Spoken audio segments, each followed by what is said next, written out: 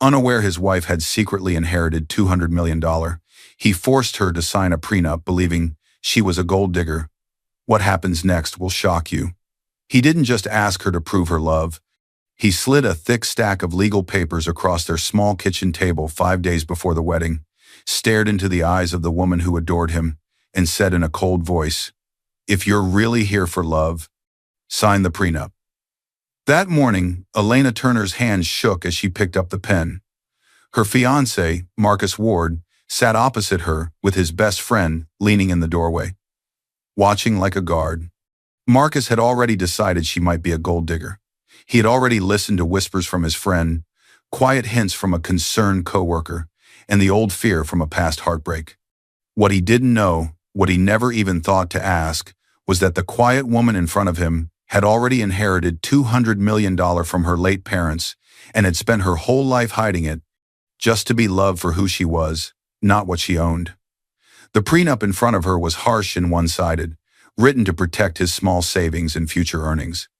Buried inside, it was one key clause he insisted on. If the husband commits adultery, this agreement is void. Marcus inserted it to make himself feel moral and safe. Elena noticed it, hesitated, and still signed. She signed the prenup out of love. He took it as proof he was safe. After the wedding, everything cracked. Marcus stayed out late. The security cameras he had installed for safety when they first moved in so he could protect her silently recorded the night he slapped her in the hallway for daring to ask, "Who is Riley?" In the weeks that followed, that same footage would leave the building's security room, travel through a careful chain of hands, and land on the desk of Attorney Hale, the seasoned lawyer who had once promised her dying father he would protect her interests. He would open a file with Elena's name on it and begin building a case Marcus never saw coming. He thought the prenup made him untouchable. He thought she would walk away with nothing. He thought he knew exactly who the gold digger was. He was wrong. Dear viewers, thank you for being here. If you leave without subscribing, it's like letting Elena's voice be ignored all over again. When you hit that button, you stand with everyone who was doubted, betrayed, and still chose to rise. Please subscribe now and tell me in the comments where you're watching from. The quiet office shook with the weight of a single question. Are you ready, Elena? Attorney Hale's voice cut through the air like a blade sharp, not from anger, but from the seriousness of a life-changing moment.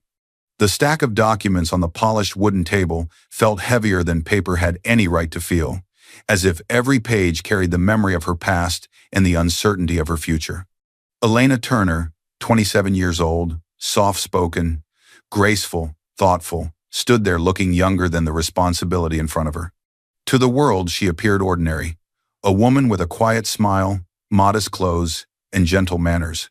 No one would guess she was about to become the legal owner of a $200 million family estate. No one would guess she had spent most of her life hiding behind simplicity. But this office knew. Attorney Hale knew. Clara knew. Clara Bennett, 32, her financial advisor, with firm eyes and a calm presence, stood beside her. Clara had been managing the Turner family assets since Elena was a teenager. She understood the weight of what Elena carried, the legacy, the trauma, and the responsibility of wealth she never asked for. As Elena sat down, her fingers brushed the edge of the first document. A spark of pain crossed her eyes. It wasn't fear, it was memory. A flashback burst open inside her. She was 16 again, kneeling beside her father's hospital bed. Henry Turner, once a powerful, respected businessman, looked small and fragile beneath white sheets. His hand trembled as he reached for hers. "Listen to me," he whispered, fighting for breath. "Men will love you for 2 reasons, Elena, for your heart or for your money." Tears clung to his lashes. "If a man loves your money more than he loves your soul, he will destroy you. Hide this fortune until you are absolutely certain. Don't reveal it to any man until his character has been tested." Back then, it didn't feel like advice. It felt like a warning from the future. The flashback faded. Elena blinked, returning to the present with tears warming her eyes. Attorney Hale, mid-50 seconds, with silver hair and a voice that carried authority, watched her gently. He had known her father. He had buried him. He had promised to protect her interests when the old man passed. "Elena," he said quietly. Today, you sign the final transfer. After this, the Turner estate, all $200 million of it, is legally yours. It will remain in your name alone, separate from any future spouse, unless you choose otherwise. She nodded slowly. I know.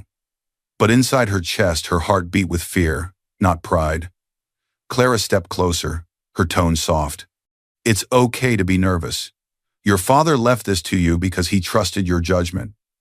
We've structured everything so none of this mixes with any joint account unless you allow it. Elena smiled weakly. I just never wanted money to shape my relationships, especially not with Marcus. There it was, the name the audience needed to hear. Marcus Ward, her fiancé, a man she loved, a man she believed in. But recently, a man who had begun acting differently. She remembered small things, Marcus asking why she dressed modestly despite her good job, reacting oddly when she changed the subject about her parents, making jokes about people who pretend to be simple to trap someone better off. They were small hints, but she felt them like cold drafts entering a warm room.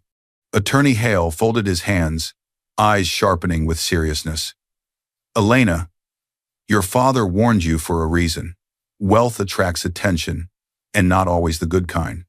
Before you marry Marcus, you must be certain he loves you, not what he thinks you own, Clara added. Does Marcus know anything about the trust? The estate?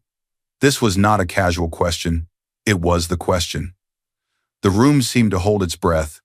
Elena exhaled, slow and shaky. No, I never told him. Clara watched her closely. Why not? Elena lowered her eyes. Because he should love me for me, not for the Turner name, not for the inheritance. When Marcus looks at me, I want him to see his future wife, not a bank account. It was pure, it was naive, and it was exactly why the audience connected instantly. Attorney Hale nodded but kept his tone firm. Then listen carefully. Do not reveal this yet, not until you are sure he is loyal, honest, and emotionally stable. Your father was right, people change when they smell wealth, Elena swallowed. Marcus isn't like that. Even she didn't sound fully convinced. She reached for the pen, her hand trembled. She signed the inheritance documents, finalizing her position as a multimillionaire secretly. The moment the pen left the paper, something shifted in the air. A sense of danger. A sense that her hidden world was on a collision course with Marcus's insecurities. Clara gently touched Elena's arm. Elena, I need to ask you something important. Elena lifted her eyes. Does Marcus ever question you? Your background? Your savings? Anything like that? Elena hesitated. A dangerous hesitation. Then she whispered, yes. Lately he has. Clara and Attorney Hale exchanged a look, silent, heavy. This was the first sign, the first crack, the first warning that would lead into the next disaster. Clara leaned in. Does Marcus know you're here today? That you're signing these documents? Elena shook her head. And does he know about your inheritance at all? Clara pressed. Elena smiled gently. Too gently. No, and I want it to stay that way. At least until after we're married, and I'm sure. Marcus must love me for me. The room fell silent. Then the office door buzzer rang at reception. A second later, her phone lit up. Marcus, we need to talk when you get home. A cold ripple ran through her. Something was coming. Far away, Marcus stared at his own screen. Doubt in his eyes, doubt that would soon grow into suspicion strong enough to poison everything. The laughter in the bar died the moment David leaned forward. His words cut through the noise like a knife, sharp enough to make Marcus freeze mid-sip. Bro, David said, lowering his voice. You better be careful with Elena. Women like that, they don't just show up out of nowhere unless they're after something. The intensity hit instantly, sudden, heavy, unexpected. Marcus blinked, caught off guard. David Foster, 30, loud, confident, always ready with an opinion, was not the type to speak softly unless he believed something serious. He had been Marcus's closest friend since college, loyal in his own messy way, but reckless with suspicion. Marcus tried to laugh it off. Come on, man. Elena isn't like that. David shrugged, swirling his drink. You don't know that. What do you really know about her background? Her family? Her money situation? You said yourself she barely talks about any of it. That's not normal, bro. That's careful. A spark of unease flickered in Marcus's chest. He didn't like admitting it, but Elena was private. She never talked much about her wealthy-looking childhood, but she also never claimed it was poor. She didn't brag about achievements. She didn't show off money. She dressed simply, even though she worked a good job. At first, Marcus thought it was humility. Now David was calling it a red flag. The bar lights dimmed as he thought. His hand tightened around his glass. David leaned closer. You're doing well, Marcus. Good salary, stable job, promotion on the way. You've told me that yourself. Women notice that. You're marrying her soon. You sure she's marrying you for you? This time the words didn't just land, they sank. Reflection seeped in slowly. Elena's soft smile flashed through his mind. The way she laughed when she cooked. The way she slipped her hand into his while they walked. The way she never asked for designer things, never pushed for a bigger ring, never complained about his small apartment. Was that humility? Or was it calculated? A way to look harmless? Was she genuinely simple? Or was she hiding something? He hated that David's words made some sense. Marcus stared into his glass, and a memory he'd kept buried cracked open. Flashback years earlier. A younger Marcus, heartbroken, stood in an empty apartment. His ex-girlfriend, Sabrina, had left him after draining thousands from his savings. Her last words echoed, "If you won't share your money, what good are you?" The wound from that betrayal never fully healed. Now David's voice blended with old pain. David wasn't trying to ruin his life. Marcus believed he was trying to protect him. His phone buzzed. A message from Riley. Riley Adams, 28, his co-worker. Smart, charming, always polished. She worked in the same department, knew his promotion track, and seemed to understand his stress. She was just a friend, someone who'd been lingering at the edges of his life for months, offering support, slipping advice between smiles. Riley, if you're marrying her, protect yourself. Some women pretend to be sweet. Marcus's breath caught. Now it wasn't just David. Now someone who hardly knew Elena was saying the same thing. He typed slowly, "You really think so?" Riley replied almost instantly, "Just looking out for you. You've worked too hard to lose everything. Not everyone is as genuine as they seem." Something inside Marcus shifted, small, but powerful. A seed of doubt planted itself in soil already cracked by history. David clapped him on the back. "Just watch yourself, bro. Last thing you want is to marry a gold digger." Gold digger. The word rattled through Marcus's chest. He washed down the uneasiness with the rest of his drink, but the bitterness stayed. Hours later, when Marcus arrived home, the apartment felt too quiet. Elena wasn't in the living room, not in the kitchen. Her usual mug sat rinsed beside the sink. He walked down the hallway, something cold settling under his ribs. Softly, he heard her voice from the bedroom. He moved closer. The door was cracked open just enough for him to see Elena sitting on the edge of the bed, speaking on the phone in a hushed tone. He heard a name that made his blood run cold. "Yes, Attorney Hale. I'm ready to finalize everything. Thank you." Marcus froze. Attorney Hale? Why was she speaking quietly? Why hadn't she told him she needed a lawyer for anything? He didn't know Hale was the attorney in charge of her inheritance. He didn't know she was tying up estate paperwork, not plotting a secret attack on him. His mind connected the worst possible dots. What was she planning behind his back? Was David right? Was Riley right? Was Elena already speaking to a lawyer to protect herself from him? He didn't know what the call was about, but he assumed the worst. His heartbeat thudded in his ears. Elena ended the call and sighed, unaware he had been standing there. Marcus stepped back into the shadows, eyes dark with suspicion. A new belief formed inside him. She was hiding something. Something big. Something dangerous. And that belief, this quiet whisper of doubt, would grow into something strong enough to destroy everything. Far away, Riley smiled at her phone as she typed another message, one that would push Marcus even closer to a decision he could never take back. Marcus slammed his car door harder than he meant to. The sound echoed through the parking lot with a violence he didn't recognize in himself, not until now. His hands still shook from what he'd overheard the night before. Elena whispering to Attorney Hale. Elena hiding a phone call. Elena keeping secrets. Today, he needed answers. Or at least someone to tell him he wasn't crazy. That someone was Riley Adams. Riley, 28. Confident, sharp, professionally polished, waited for him at the small outdoor cafe near their office. She always seemed too put together for a normal workday, but Marcus never questioned it. He saw her as a friend, a supportive coworker.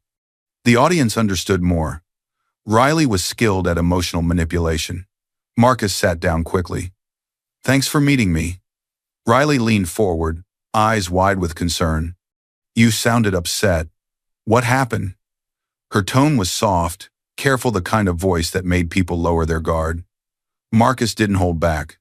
I heard Elena on the phone, with a lawyer, Attorney Hale. She never told me she had a lawyer. Riley didn't react with surprise. She reacted with something worse, quiet understanding. Oh, Marcus, she whispered. I'm so sorry. That's not good. He let out a shaky breath. She didn't say anything about needing a lawyer. She just hid it. Riley reached across the table and touched his hand gently. Calculated. Men need to protect themselves, she said. Especially smart men like you. You worked your way up from nothing. You save. You plan. You trust too easily. Marcus swallowed hard. She said his name like she's been talking to him for a long time. Riley nodded slowly, lifting her cup as if weighing her next words. If Elena really loves you, she said, she'll have no problem with total honesty, with boundaries, with protecting what you've built. That's why people sign prenups. The word hit Marcus like a stone. A prenup? He asked. Riley shrugged lightly. It's normal, Marcus, especially after what Sabrina did to you. She held his gaze. If Elena has nothing to hide, she'll sign without making a scene. Reflection settled over him like a fog. He replayed David's warning, Riley's late-night texts, Elena's secret phone call. The old image of Sabrina walking out with his savings. Why was everyone seeing danger except him? Why was he defending Elena when she was hiding things? Riley continued gently. Look, I'm not saying she is using you. I'm saying you don't know that she isn't. You're talking about a lifetime. Protect yourself. If she truly loves you for you, a prenup won't scare her. Marcus stared down at the table, heat rising in his chest. Fear, hurt, suspicion, all mixing into something more dangerous. Certainty. Elena was hiding something big. Something involving a lawyer. Something she clearly didn't trust him enough to share. Riley watched his reaction, eyes glimmering with quiet satisfaction. The seed was now rooted. You deserve someone who's with you for the right reasons, she added softly. You deserve honesty, Marcus, not secrets. He nodded, almost absently. You're right. He didn't notice the small smile Riley hid behind her coffee cup. That night, Marcus lay awake long after the apartment went dark. Elena slept peacefully beside him, unaware of the war forming in his chest. Riley's words spun in his head. If she loves you, she won't mind a prenup. He reached for his phone, restless. A message from Riley appeared. Riley. Thought this might help you think more clearly. Attached was a link to an article titled, Gold Diggers, 10 Signs You're Dating One. Marcus clicked. His heartbeat pounded as he read each line. Overly private about money. Keeps financial history hidden. Rarely discusses family background. Moves quickly toward commitment. Seems too perfect and avoids conflict. Every point felt like it was written about Elena. He conveniently ignored the parts that didn't fit, like the fact she never asked for money. He didn't question it. He wanted to believe it. It made sense of all the fear he'd buried. By the time he reached the bottom of the page, his belief had hardened. Elena might be using him. He closed his eyes, exhaustion pulling him into restless sleep. In the back of his mind, a cold decision formed. By sunrise, his suspicions had turned to resolve. He would protect himself. He would test her love. And the first test would change everything. As Marcus left for work that morning, he typed one message to Riley. How do you bring up a prenup? Riley's reply came instantly. Leave that to me. I'll help you word it so she has no excuse. Riley's carefully chosen words would soon land on Elena's kitchen table, printed, stapled, and weaponized as a test of love. Marcus dropped the folder onto the kitchen table so hard the sound cracked through the entire apartment. Elena jumped, startled, the spoon in her hand slipping and clattering onto the counter. The air turned instantly tense, sharp, heavy, suffocating. Sign this, Marcus said. His voice wasn't loud, but the coldness in it was louder than any shout. Elena stared at the folder. A document. Thick. Formal. Threatening. What is this? She whispered. Marcus didn't blink. A prenup. Riley's cousin is a lawyer. She helped draft it. He nudged the folder toward her. If you're really here for love, prove it. The intensity hit her like a storm. 5 days before the wedding. 5 days before she vowed her life to him, and he was questioning her love. David, Marcus's best friend, leaned against the doorway with his arms crossed, watching like a guard. His expression made it clear he supported this. He had helped fuel the fear that led to this moment. This wasn't just a request, it was an accusation. Elena swallowed, heart pounding. Marcus, why now? Why this? Marcus pulled out a chair and sat, elbows on the table, eyes sharp and wounded. You're secretive, Elena, he said. You hide your past, your family, your money. I heard you talking to a lawyer behind my back. What else are you planning? Her breath caught. He must have overheard the call with Attorney Hale about finalizing her inheritance paperwork. That call had nothing to do with him. But she knew how it looked. She stepped closer, voice trembling. Marcus, that call. I don't care what excuse you make. He cut in. I'm not going to be used again. You want to marry me? Protect what I've built. If you don't sign this, I'll know why, David added in a low tone. It's normal, Elena. If you plan on staying forever, a prenup shouldn't bother you. My cousin signed one. It's just smart.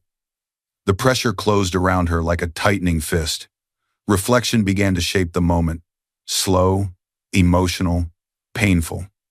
Elena looked at Marcus. Really looked at him.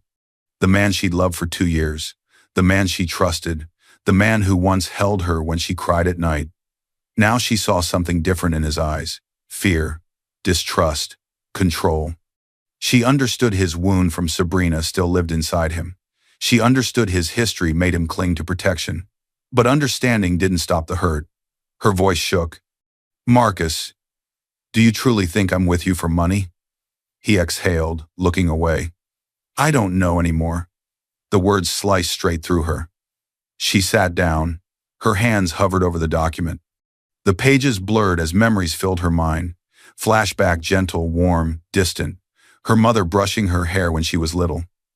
Marriage requires sacrifice, sweetheart, her mother had said. You give, even when it hurts, if the love is real. But never forget you deserve to be safe too. Elena closed her eyes for a moment. Was this sacrifice? Or was this the first sign that love had turned into fear? For a brief second, she imagined telling him everything about the inheritance, the estate, Attorney Hale, the warning from her father. But the image of Marcus's face changing when he heard 200 million made her stomach twist. If he doubted her now, what would he do if he knew the truth? He wouldn't see her anymore. He would see the money, exactly what her father had warned her about. She opened the folder. The terms were clearly tilted toward him. His future income protected, his small savings ring-fenced, her potential contributions treated as optional support. One clause, highlighted in bold, stood out. If the husband commits adultery, this agreement is void and unenforceable. Marcus had specifically asked for that line to be included. It was the only part he'd personally insisted the lawyer add. Riley's cousin said this makes it fair, Marcus muttered, as if reading her thoughts. You get reassurance I won't cheat. I get reassurance you're not after my money. It was twisted logic, but she could see how he believed it. Elena picked up the pen. Can I have Attorney Hale review this? She asked softly, clinging to one last bit of caution. Marcus's jaw tightened. So he can convince you not to sign? No, I'm not going through that. We don't have time. Either you trust me or you don't. If this is about love, you don't need a lawyer between us. David glanced away, uncomfortable, but said nothing. It was unfair. It was pressure. It was a choice she shouldn't have had to make. She signed her name slowly, each letter drawn with pain, not weakness, but devotion. She was signing because she loved him, because she believed they could still find their way back, because she wanted peace more than pride. When she finished, she slid the folder toward him. There, she whispered. I signed it. For a moment, Marcus looked relieved. Not joyful relieved, like a man who had installed a lock on a door. But something inside Elena shifted. A quiet crack, a fracture in the foundation. David patted Marcus's shoulder. Good call, man. Elena stood slowly, her hands still shook. But she didn't cry. Her eyes simply held less light than before. Later that night, Marcus's phone buzzed. Riley. So? Did she sign? Good. Now she can't take anything from you. You did the smart thing. Marcus foolishly felt comfort in those words. Elena, sitting alone on the couch, stared down at her hands and wondered, if he distrusted her before the wedding, what would marriage look like afterward? Far from Elena's sight, Marcus received one more message, one that hinted he would soon start spending more nights away from home. The wedding day should have begun with joy, but instead, a quiet intensity followed Elena like a shadow. As guests clapped and music played, Elena threw her arms around Marcus in a loving embrace. His body stiffened beneath her touch, his arms wrapped around her too slowly, too lightly, like he was hugging someone he wasn't sure he trusted. It was the kind of coldness that didn't need words. It stabbed right through her dress, right through her chest. The crowd never noticed. But Elena felt it immediately. In the photos, she glowed naturally, her smile soft and genuine. Marcus smiled too, but with effort, like a man playing a role he wasn't sure he believed in anymore. Between shots, his eyes drifted away, scanning the crowd, his phone, anything but her. The camera captured the image, not the truth. After the rush of the ceremony, intensity slowly melted into a heavy reflection. On the honeymoon, Elena tried to reach him. She reached for his hand. He pulled away to check messages. She moved closer on the bed. He rolled to the other side, claiming he was tired. She tried to talk about their future children, a house, simple dreams. He nodded along, but his eyes stayed distant. Marcus Ward, once warm and attentive, was now guarded, living behind a wall she couldn't see over. She tried to explain it away. Nerves, stress, fear of marriage after his past heartbreak. She reminded herself of her mother's words. Marriage requires sacrifice, so she decided to love him harder. But over the months after they returned home, everything got worse. Marcus stayed late at work almost every night, sometimes until midnight. Sometimes later, he started checking their shared bank app daily. He questioned every small purchase Elena made. A coffee again? Why did you buy this book? Do you really need this dress? At first his tone was curious. Soon it turned harsh. You know money doesn't grow on trees, right? We have to be careful. Elena began to feel watched, measured, judged for existing. She stopped buying small treats, stopped taking cabs, stopped doing anything that could be too much. It never eased his suspicion. The distance grew. He stopped kissing her goodnight, stopped sitting beside her on the couch, stopped asking how her day went. He didn't even look at her the same. Gentle, patient Elena felt her heart slowly dimming, like a candle running out of air. Then came Mrs. Porter. One late afternoon, Elena trimmed the flowers on their porch to calm her nerves. Mrs. Porter, their older neighbor with kind eyes and a warm voice, walked over. Elena, dear, she said softly, I don't want to cause trouble, but I saw Marcus getting out of a woman's car the other night. The scissors slipped from Elena's fingers. A woman's car? She repeated weakly. Mrs. Porter nodded, worry in her eyes. Blonde, young, dressed sharp. She dropped him right at your driveway. It wasn't just once. Truth, gently spoken, but it hit like a blow. Elena swallowed, forcing a small smile. Thank you for telling me. As soon as Mrs. Porter left, Elena's world began to tilt. Suspicion, once Marcus's torment, was now hers. She remembered. The prenup, the accusations, the coldness, the nights he stayed out, working, the way he snapped when she asked questions. Had all of that come from guilt? From his own secrets? From someone else? Elena walked back into the house, her legs trembling. She sat on the edge of the couch, breathing through the storm inside her. Had she failed him? Had marriage changed him? Was he unhappy? Or worse, was he unfaithful? The next morning, desperation drove her to look for answers. Marcus had rushed out for work, somehow forgetting his car keys. His car sat quietly in the garage. He'd taken a ride with someone from the office. Elena hesitated only a moment before opening the driver's door. She wasn't snooping for fun. She was trying to survive the not knowing. Inside, everything looked normal until she saw the passenger seat. A coffee cup, bright red lipstick smeared along the rim. Elena's heart stopped. She didn't wear lipstick. She never had. She didn't even own a shade that bright. Her knees weakened. The air left her lungs. Her fingers trembled as she picked up the cup and stared at it. The lipstick stain sat there like a taunt. This wasn't suspicion. This was evidence. Somewhere deep inside, something cracked. In the quiet of the garage, Elena whispered, her voice breaking.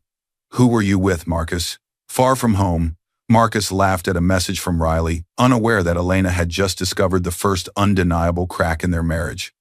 The moment Marcus stepped through the front door, the air changed. He dropped his keys on the counter with a loud clang that made Elena flinch. She had been pacing for almost an hour, the lipstick-stained coffee cup clutched in her hand like a piece of evidence she wished didn't exist. Marcus, she said, voice trembling. We need to talk. He sighed, already irritated. What now? She held out the cup. Whose lipstick is this? Instant tension. Marcus's jaw tightened. His eyes flicked from the red stain to her face, then away. He didn't answer. Elena swallowed, forcing herself to stand her ground. Mrs. Porter told me she saw a blonde woman dropping you off several times. I found this in your car this morning. Marcus, I don't wear lipstick, and I've seen the name Riley pop up on your phone at night for weeks. His head snapped up. Are you going through my phone now? He snapped. I saw the notifications when you left it on the table, she said softly. I never opened them. But I'm not stupid. Marcus, are you seeing someone? That question detonated everything. Marcus stepped closer, anger flaring. Are you accusing me again? After everything I've done for you? Elena's eyes widened. I'm not accusing you. I'm asking you. There's a difference. Oh, don't play innocent, he shot back. You've been playing your own game since the beginning. She stared at him, confused. What game? He laughed bitterly. That prenup you signed so fast? You think that didn't bother me? That was too easy. You didn't even fight it. You're hiding something, Elena. You were always hiding something. The secret phone calls, the lawyer, Attorney Hale. You think I forgot? Elena's voice broke. I signed because you asked me to, because I loved you. I tried to show you I wasn't after your money. He took another step toward her, eyes blazing. Exactly. You signed too easily. You think I don't see through that? You probably have some angle. Some loophole we don't see yet. You and that lawyer of yours. You're not fooling me. Elena stepped back, heart pounding. Marcus, there is no angle. Attorney Hale handles my family affairs. He's been in my life since my father died. That's all. Yeah? Then why the secret calls? Why the whispering? Why the lies? His voice rose. You're hiding your past, your money, everything. And now you're trying to flip this on me because of a stupid cup? Tears gathered in her eyes. It's not just the cup. It's the late nights, the distance, the way you look at me like I'm your enemy. And yes, the messages from Riley. Her voice steadied. Who is Riley, Marcus? The name hit him like a match to gasoline. His expression twisted. You don't get to interrogate me, he snapped. Not when you're the one hiding things. You were talking to a lawyer before our wedding. You were planning something before we even got married. I was finishing paperwork that has nothing to do with you." She cried. "I shouldn't have to defend every breath I take." "Oh, please," he barked. "You expect me to believe you signed that prenup with no plan? You're smarter than that. You and Hale are probably sitting there laughing at how you'll turn this around later." Elena's shoulders shook. She took one more small step back. "Marcus, what happened to you?" she whispered. "You used to trust me. You used to be kind." His voice dropped to a cold hiss. "I woke up. That's what happened." She tried one last time. "Just tell me the truth. Are you cheating on me? Is Riley the woman Mrs. Porter saw? Is she the one in your car?" He snapped. His hand flew before his mind caught up. The slap landed hard across her cheek, the sound cracking through the hallway like thunder. Elena stumbled backward, her back hitting the wall before she slid to the floor, her hand flying to her face in shock. The pain was sharp, but the betrayal was worse. Above them, a small red light blinked steadily. The hallway camera, installed by Marcus himself for safety, back when they first moved in. He had insisted on it to protect her. Now that same camera recorded everything: his anger, her fall, the whole truth. Elena's breathing shook as Marcus glared down at her. "You don't question me," he hissed. "Not when you're the one hiding things." He grabbed his coat, turned, and stormed out, slamming the door hard enough to rattle the frame. Silence rushed in, almost deafening. A moment later, footsteps sounded from the stairwell. Elena flinched, but it wasn't Marcus who returned. It was Daniel, the building's security officer, a kind man in his early 42s who handled maintenance and camera checks. He'd been in the security room doing his scheduled review when the audio spike from their hallway camera triggered an alert. He'd replayed the clip, seen the slap, and rushed upstairs. He stopped short when he saw her on the floor. "Ma'am, are you okay?" he asked softly. Elena wiped at her tears with the back of her hand. I'm fine." Daniel glanced up at the camera, then back at her, his jaw tight. "Mrs. Ward," he said carefully, "the camera recorded everything. We have the footage backed up in the building system. Do you want me to save a protected copy, in case you need it?" The question hung in the air like a crossroads. Elena took a long, trembling breath. Her eyes hardened not in hatred, but in resolve. "Yes," she said quietly. "Save all of it, please. Make sure it can't be deleted." Daniel nodded. "I'll lock it and keep it on a separate drive. If you ever need it, just ask." He left her with a sympathetic look. Elena stayed on the floor for a long moment, fingers pressed to her burning cheek. The woman who signed a prenup out of love now had the first true weapon of protection in her hands, even if it was just a saved file she hadn't seen yet. Her phone buzzed beside her, a message from Attorney Hale. "Elena, just checking in before your first anniversary. If anything feels wrong or unsafe at home, remember you're not alone. Call me." Her thumb hovered over the call button. Her marriage had just crossed a line that could never be uncrossed. By the time Elena finally dialed Hale, Marcus would return not with an apology, but with papers that tried to erase her completely. Marcus didn't knock. He pushed the door open with so much force that it slammed into the stopper. Elena, who had been sitting on the couch with an ice pack pressed to her cheek, jerked upright. He didn't ask how she was. He didn't look at the bruise he'd caused. He didn't say he was sorry. Instead, he tossed a stack of papers onto the coffee table so violently they slid almost off the edge. "I've started the divorce process," Marcus said flatly. "My lawyer already filed the petition. I brought your copy. Sign where they told me you need to sign." The word divorce rang in her ears. Elena stared down at the documents. Her name, his name, petition for dissolution of marriage. It didn't shock her as much as the way he said it, like this was paperwork for a broken appliance, not a broken marriage. "Marcus," her voice came out small. "You filed already?" He shrugged. Cold. "I spoke to a real lawyer, not some sneaky one like yours. Riley's cousin recommended someone better. We're done, Elena. Riley and I are moving in together. I'm not going to waste any more time." The words landed like stones. Riley and I. He said it like they'd been a team for a long time. Elena swallowed past the lump in her throat. How long have you been seeing her? Marcus rolled his eyes. Don't make this dramatic. We got close after you started acting suspicious. She was there when you weren't honest with me. At least she doesn't hide everything. Elena's grip tightened on the ice pack. I never lied to you. You talked to a lawyer behind my back, he snapped. You signed the prenup too easily. You showed me exactly who you were. She stared at him, stunned. In his head, her sacrifice had become proof she was dangerous. He waved vaguely toward the hallway. And now you're playing the victim. I'm not doing this. I know you, Elena. You're probably collecting things against me. You think that bruise is going to win you something? The mention of the bruise made her stomach twist. Her voice steadied. You hit me, Marcus. Don't exaggerate, he replied. We were arguing. You pushed. I reacted. And I'm sure your little security friend will be happy to twist the video for you. He didn't know Daniel had already locked the footage to protect the truth, not him. Marcus tapped the top page of the stack. Anyway, you agreed to the prenup, so don't expect anything. You walk away with nothing. I keep what I've built. That's the deal. You'll sign these, and this will be over faster. Reflection slowed the moment. Elena looked at the man standing in front of her.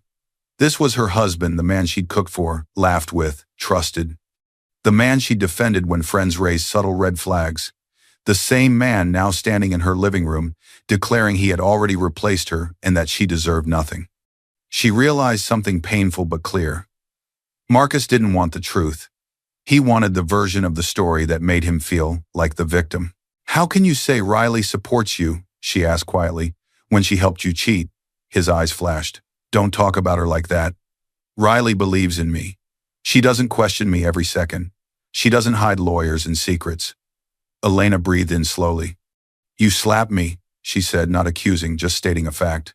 You used our money to spend time with another woman, and you still think I'm the problem. Sign the papers, he replied, ignoring her words. My lawyer said if you don't fight this, it will be simple.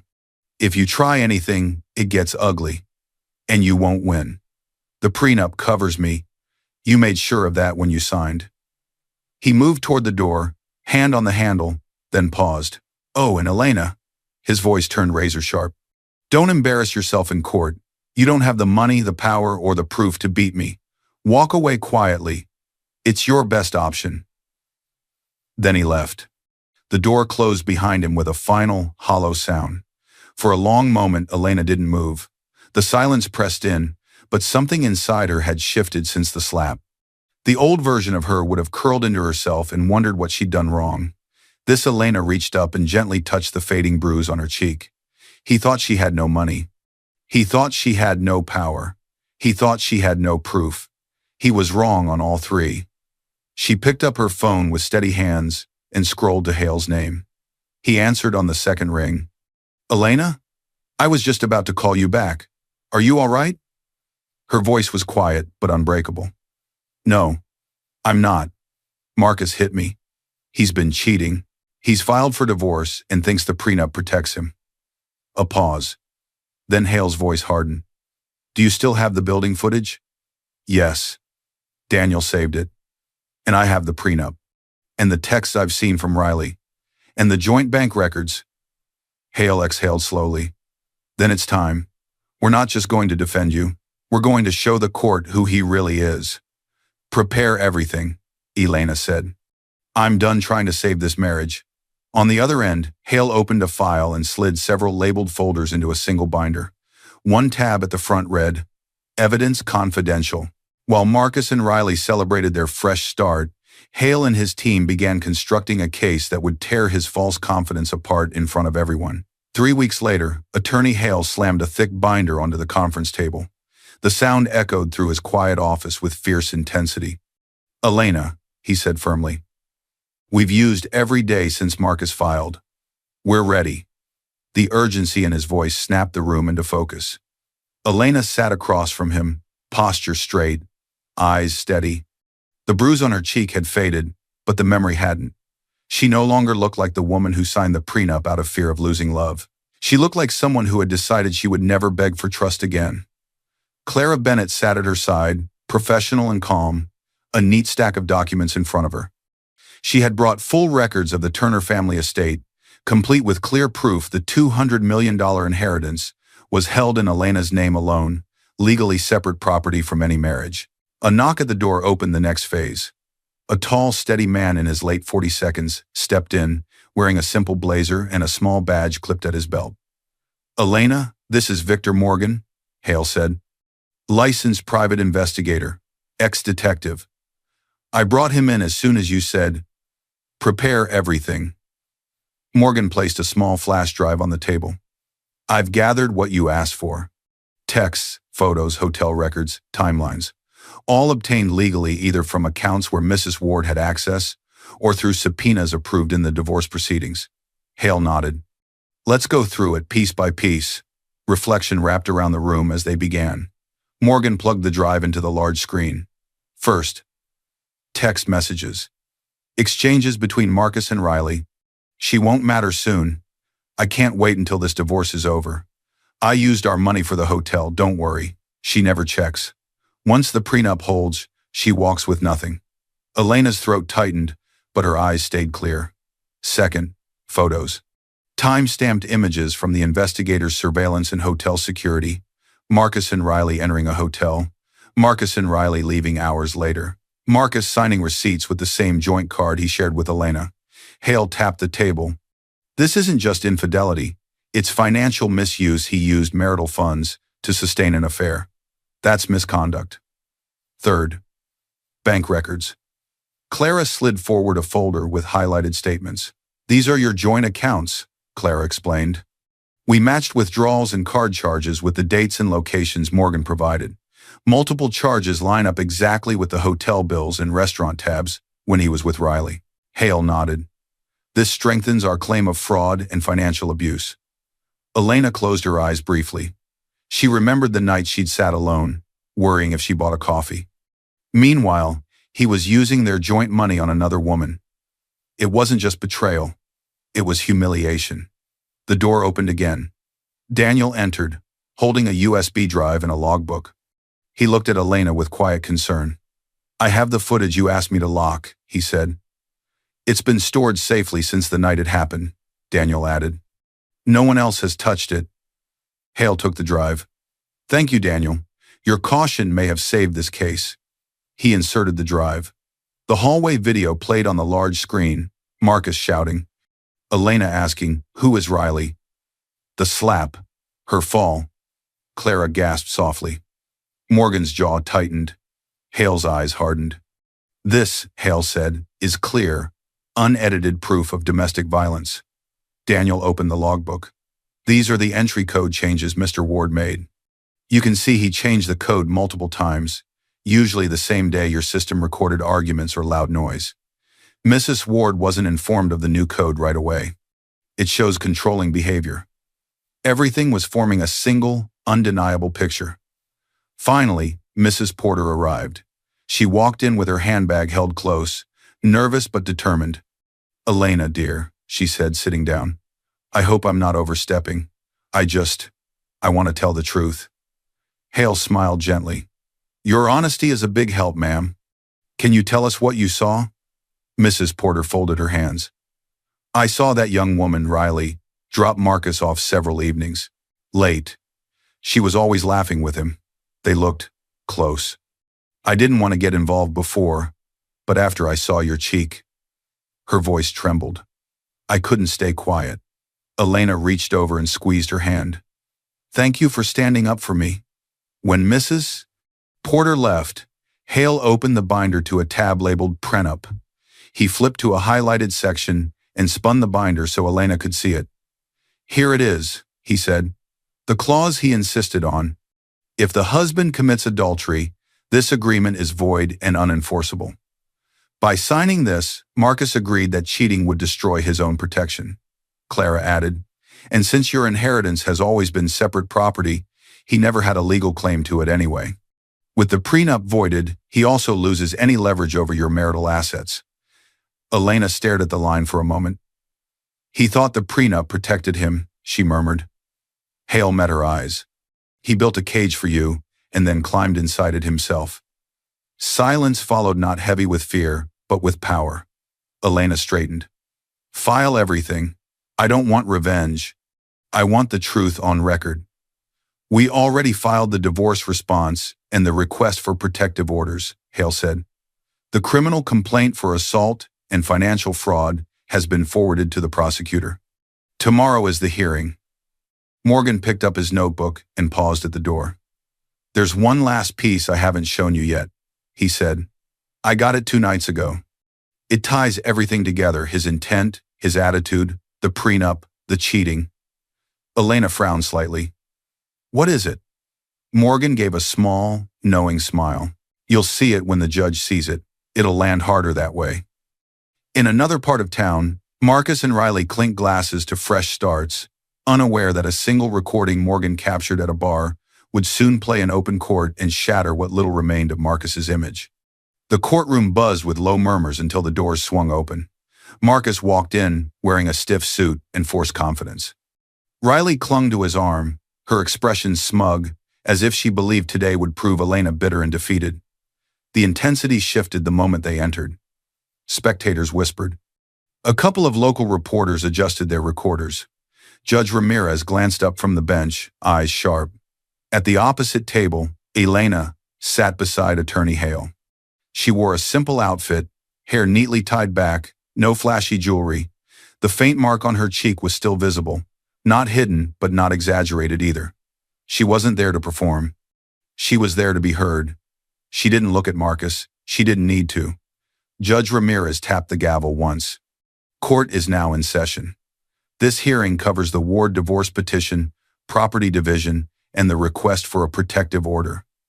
The criminal charges of assault and financial fraud have been filed separately, but the evidence presented today will inform both matters.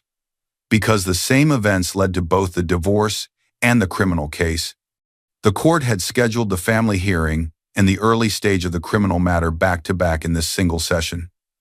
A prosecutor sat in the row behind Elena's side, legal pad in hand, watching closely. Marcus leaned toward Riley and muttered, "This is formality. I'll walk out fine." Riley gave a confident half-smile. "You have the prenup. Relax." Judge Ramirez looked toward Hale. "Counsel, you may proceed." Hale rose. "Your Honor, we will show clear evidence that Marcus Ward committed ongoing adultery, financial misconduct, and physical violence against his wife, Elena Ward. We will also show that by the terms of his own prenuptial agreement, these actions void the protections he believed he had." Marcus scoffed loudly. "This is blown out of—" The judge cut him off with a glare. "Mr. Ward, you will remain silent unless addressed. Understood?" His jaw clenched. "Yes, Your Honor." Hale clicked a remote. On the large screen, the hallway video appeared. Marcus yelling, Elena asking, "Who is Riley?" The slap, her fall to the floor. The sound echoed through the courtroom. Gasps broke out. Riley's color drained. Marcus shifted, suddenly smaller in his chair. Elena did not flinch. She had already lived this moment. Now it was everyone else's turn. Hale spoke calmly. This footage was recorded by Mr. Ward's own security system and preserved by the building officer, Daniel Smith, at Mrs. Ward's request. No edits. No manipulation. Daniel testified briefly, confirming the chain of custody and the fact that Marcus installed the cameras himself for safety. Judge Ramirez's voice grew cold. "Mr. Ward, that looks like clear physical assault," Marcus stammered. "It was just an argument." "An argument does not justify violence," the judge replied. "You will remain quiet." Next, Hale displayed screenshots of text messages between Marcus and Riley. "She won't matter soon. Once the prenup holds, she walks with nothing. I used our money for the hotel. She doesn't check." Riley shifted away from Marcus, her fingers curling. The prosecutor scribbled quickly, then came the photos. Marcus and Riley at a hotel, timestamps aligning with nights he'd told Elena he was working late. Marcus paying bills with the same joint card he criticized Elena for using on coffee. Mrs. Porter testified, voice shaking but honest, describing the nights she saw Riley drop Marcus off. Daniel testified about code changes and patterns of control.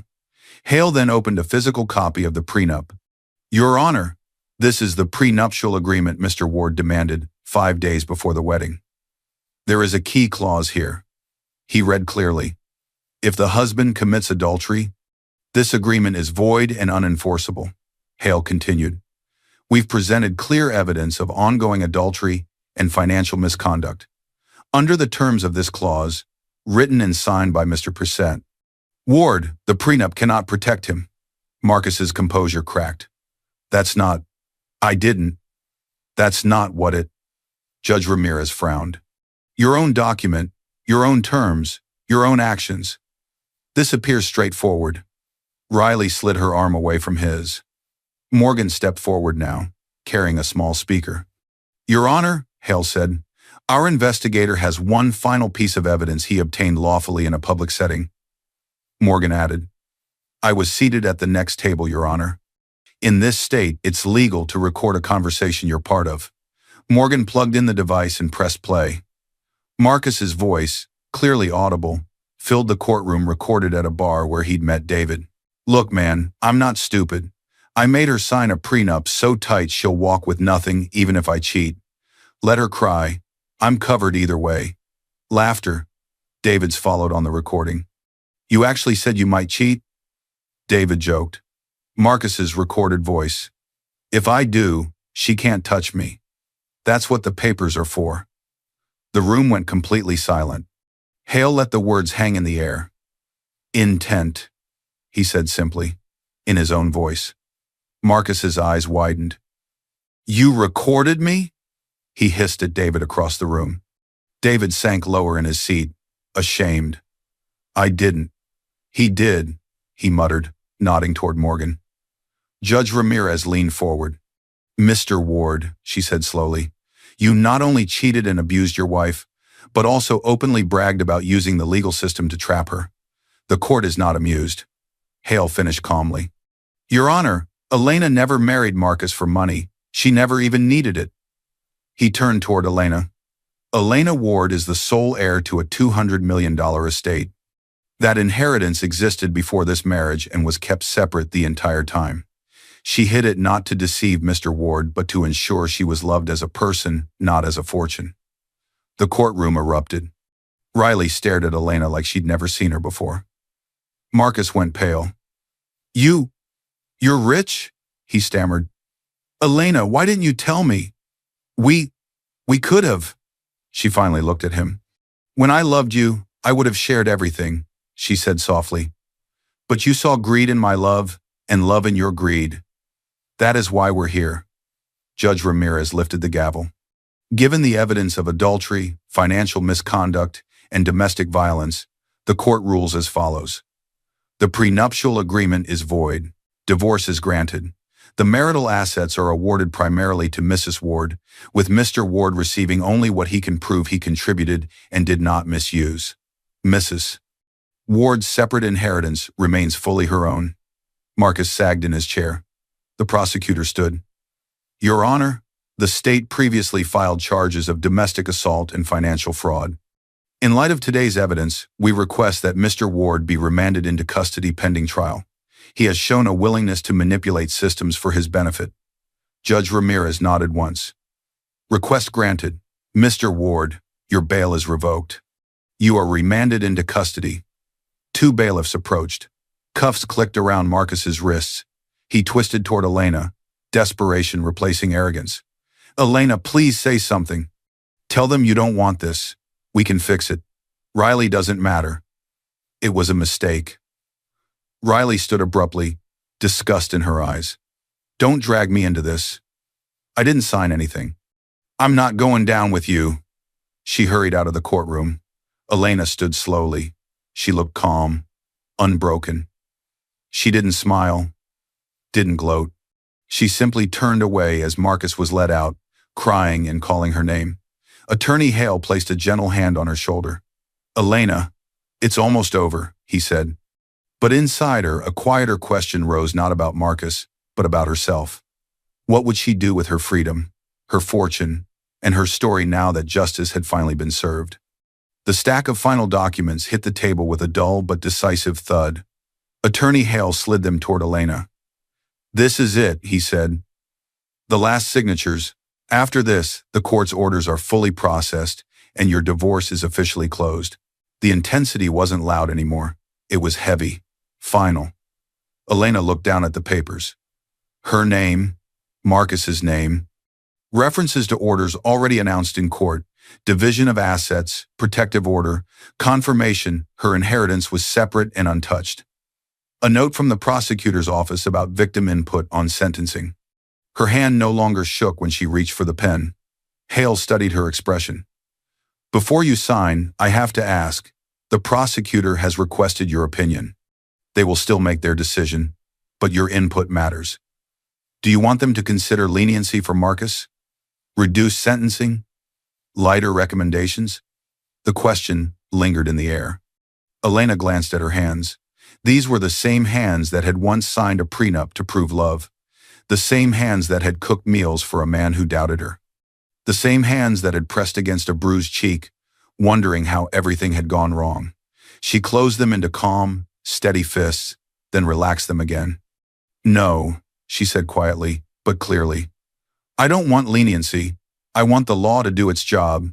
Nothing more, nothing less." Hale nodded slowly. "I'll relay that. The final say will be with the court, but your voice will be on record." Clara, seated on her other side, smiled gently. "You've done the hard part, Elena. You stood up for yourself." For the first time, Elena truly believed it. She signed. Stroke by stroke, she wrote her name this time not to bind herself to someone else's fear, but to close a chapter that had nearly crushed her. When the last page was done, Hale gathered the documents and clipped them together. "It's finished," he said, "on paper and in law." Reflection washed over her, warm and deep. She leaned back in her chair, eyes drifting toward the window. Sunlight fell across the office floor, soft and steady. No storm. No raised voices. No slammed doors. A memory rose to the surface. Her father, frail in his hospital bed, his hand squeezing hers. "Hide your wealth until you're sure his heart is true." At the time, she had believed love would be enough to prove someone's heart. She thought patience could cure jealousy, and sacrifice could erase someone's fear. Now she knew better. "I was right to hide it," she murmured. Not out of shame, not out of spite, but because she learned the truth the hard way. A heart that is determined to doubt, you will always find a reason, even if you give it everything. Clara touched her shoulder. "Ready to leave this place behind?" Elena smiled softly. "Yes, I'm ready." They walked together down the hallway, then parted at the elevator. Clara went to finalize some financial adjustments. Hale headed to file the paperwork and send the statement to the prosecutor. Elena stepped outside alone. The courthouse steps stretched below her. Above, the sky was clear, no clouds, no threat, just open blue. Each step she took felt like shedding a weight, a chapter closing, a new life beginning. At the bottom of the steps, she paused and let the breeze touch her face. She closed her eyes for a second and breathed, not the short, panicked breaths she'd grown used to, but a full, calm breath that reached the bottom of her lungs. She was free, free from suspicion, free from control, free from a man who never saw her worth until the world did. Somewhere behind her, in a holding cell, Marcus sat waiting for a future, decided not by what he thought he could get away with, but by what he'd actually done. Elena didn't look back. Not once. She walked forward, already making silent promises to herself. Promises about how she would live, how she would love, how she would use the fortune she once hid. Maybe she would start a foundation for women leaving abusive relationships. Maybe she would fund legal support for people who had been silenced. Maybe she would tell her story in her own way, on her own terms. Her phone buzzed. A message from Hale. "There is one more matter we should discuss when you're ready. Not about Marcus, about your future, and what you want your money and your story to do in this world." Elena smiled, a small but real smile. For the first time, the unknown felt like possibility, not danger. She tucked her phone away and kept walking into a life where she chose the terms. And that's how Elena turned a story of suspicion and betrayal into one of justice and freedom. If this story moved you even a little, don't leave quietly. Like, share, and comment the biggest lesson you're taking away from Elena's journey. Tell me where you're watching from in the comments. See you in my next video. Unaware of his wife's real identity as an heiress, her husband and groom's family humiliate her at their wedding reception. Then she cancels the $1 billion deal. He didn't just humiliate her. He did it in front of hundreds of people, under bright reception lights, while she stood in a white dress, still carrying the softness of love in her eyes. At their wedding reception, yes, their wedding, Ethan Cole lifted a champagne glass and laughed along as his family mocked Claire's modest upbringing, her simple taste, and her cheap-looking relatives. His mother joked that Claire brought a good heart instead of money. His brother joked she didn't know which fork to use. His co-worker Vanessa pressed herself against him, while guests whispered that she looked more like the real bride. Claire smiled through it all, her heart cracking behind the veil. What Ethan never knew, what none of them knew, was that the quiet woman they saw as plain and useful was the majority shareholder of a multi-billion-dollar empire, Adams Holdings, the very company the Cole family was desperately trying to partner with for a deal worth over $1 billion. That night, they toasted to their future, bragged about the partnership, and laughed at the girl they thought came with nothing. By the next business morning, while Ethan still believed he had married a powerless woman he could shape, manage, or quietly replace, Claire walked into a corporate boardroom under her real title. And when the Cole family arrived expecting a celebration of their billion-dollar deal, she placed evidence of their own words on the screen and said the sentence that shattered everything. Adams Holdings is withdrawing from the $1 billion partnership with Cole and Partners. He thought she was a nobody. He thought she was pliable. He thought she was his stepping stone. What he never realized was this: the woman he publicly belittled held the same pen that could rewrite his entire destiny. Dear viewers, thank you for being here. Watching without subscribing is like standing silent while Claire is mocked in a room full of people.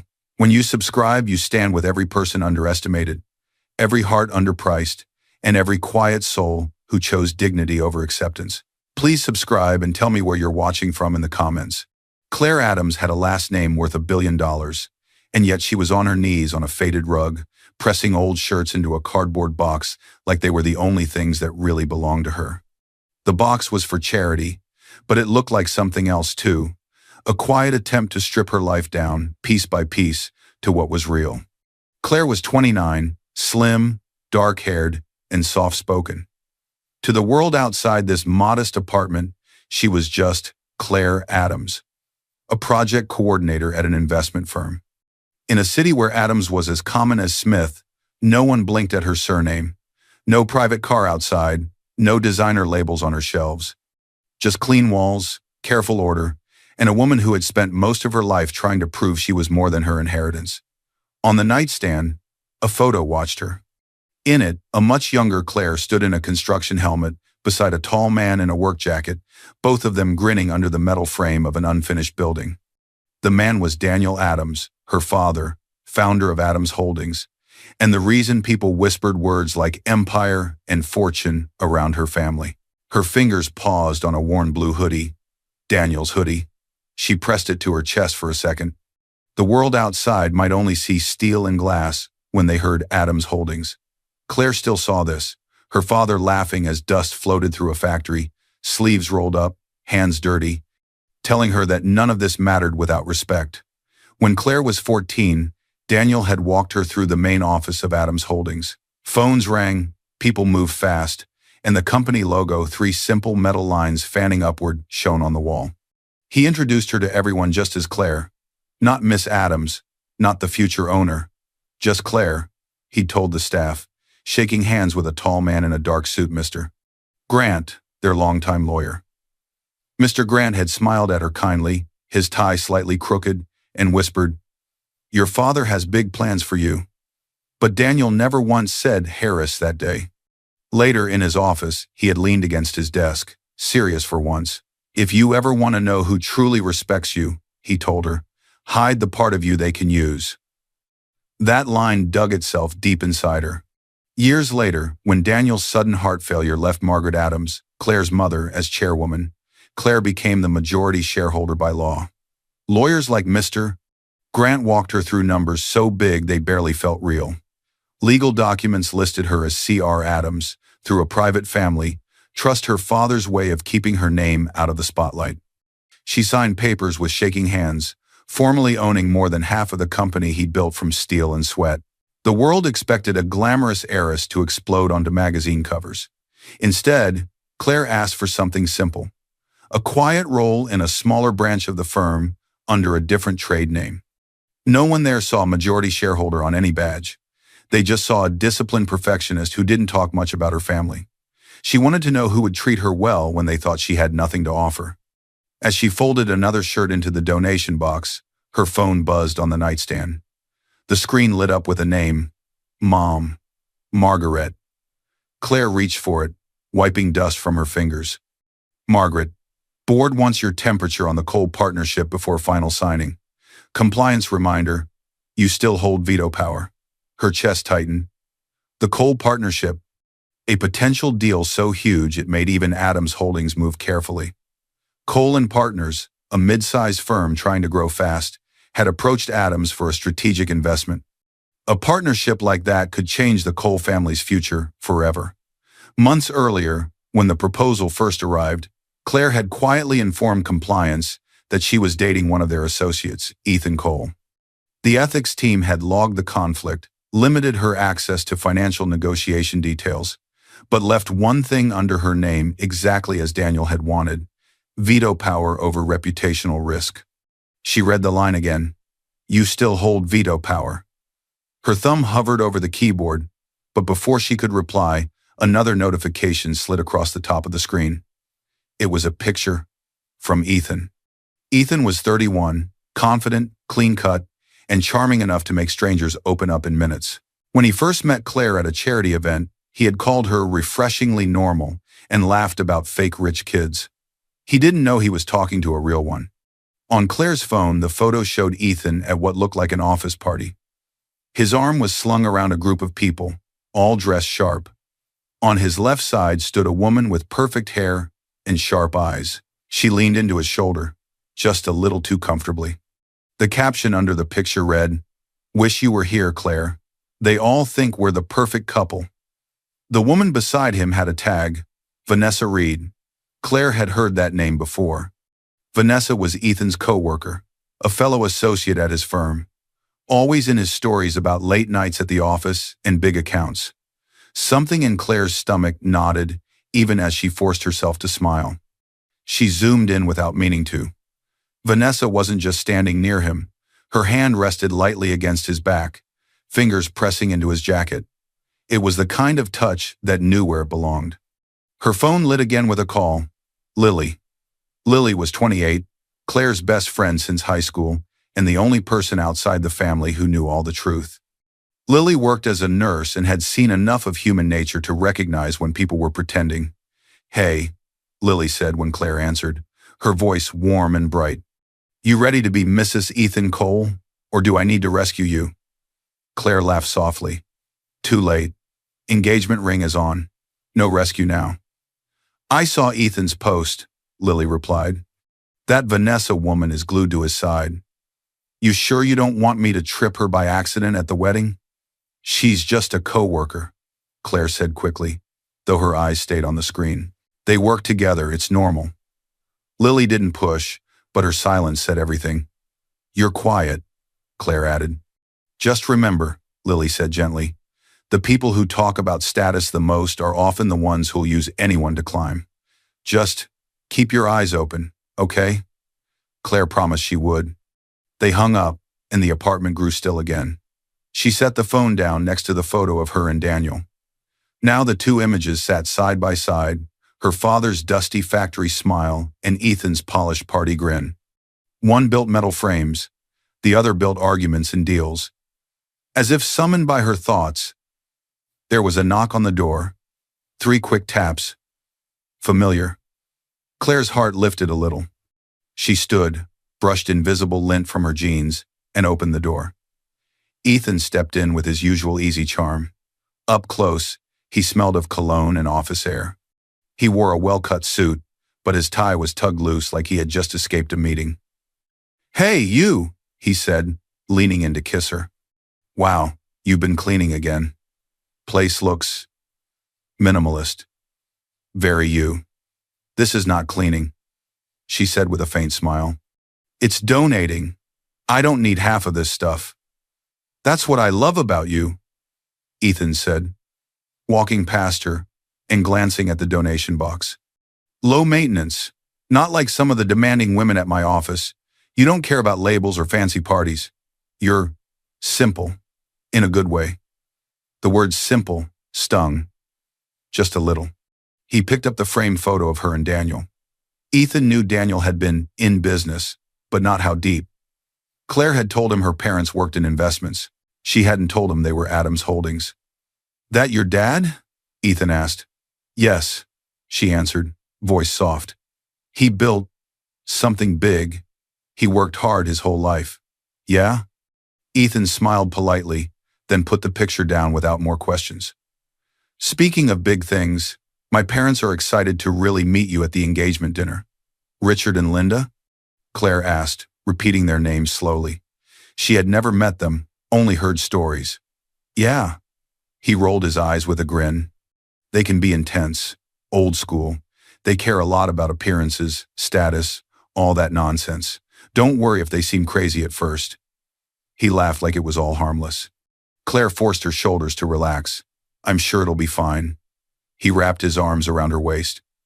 You're perfect for me, Claire. You're calm. You're humble. You don't come with drama.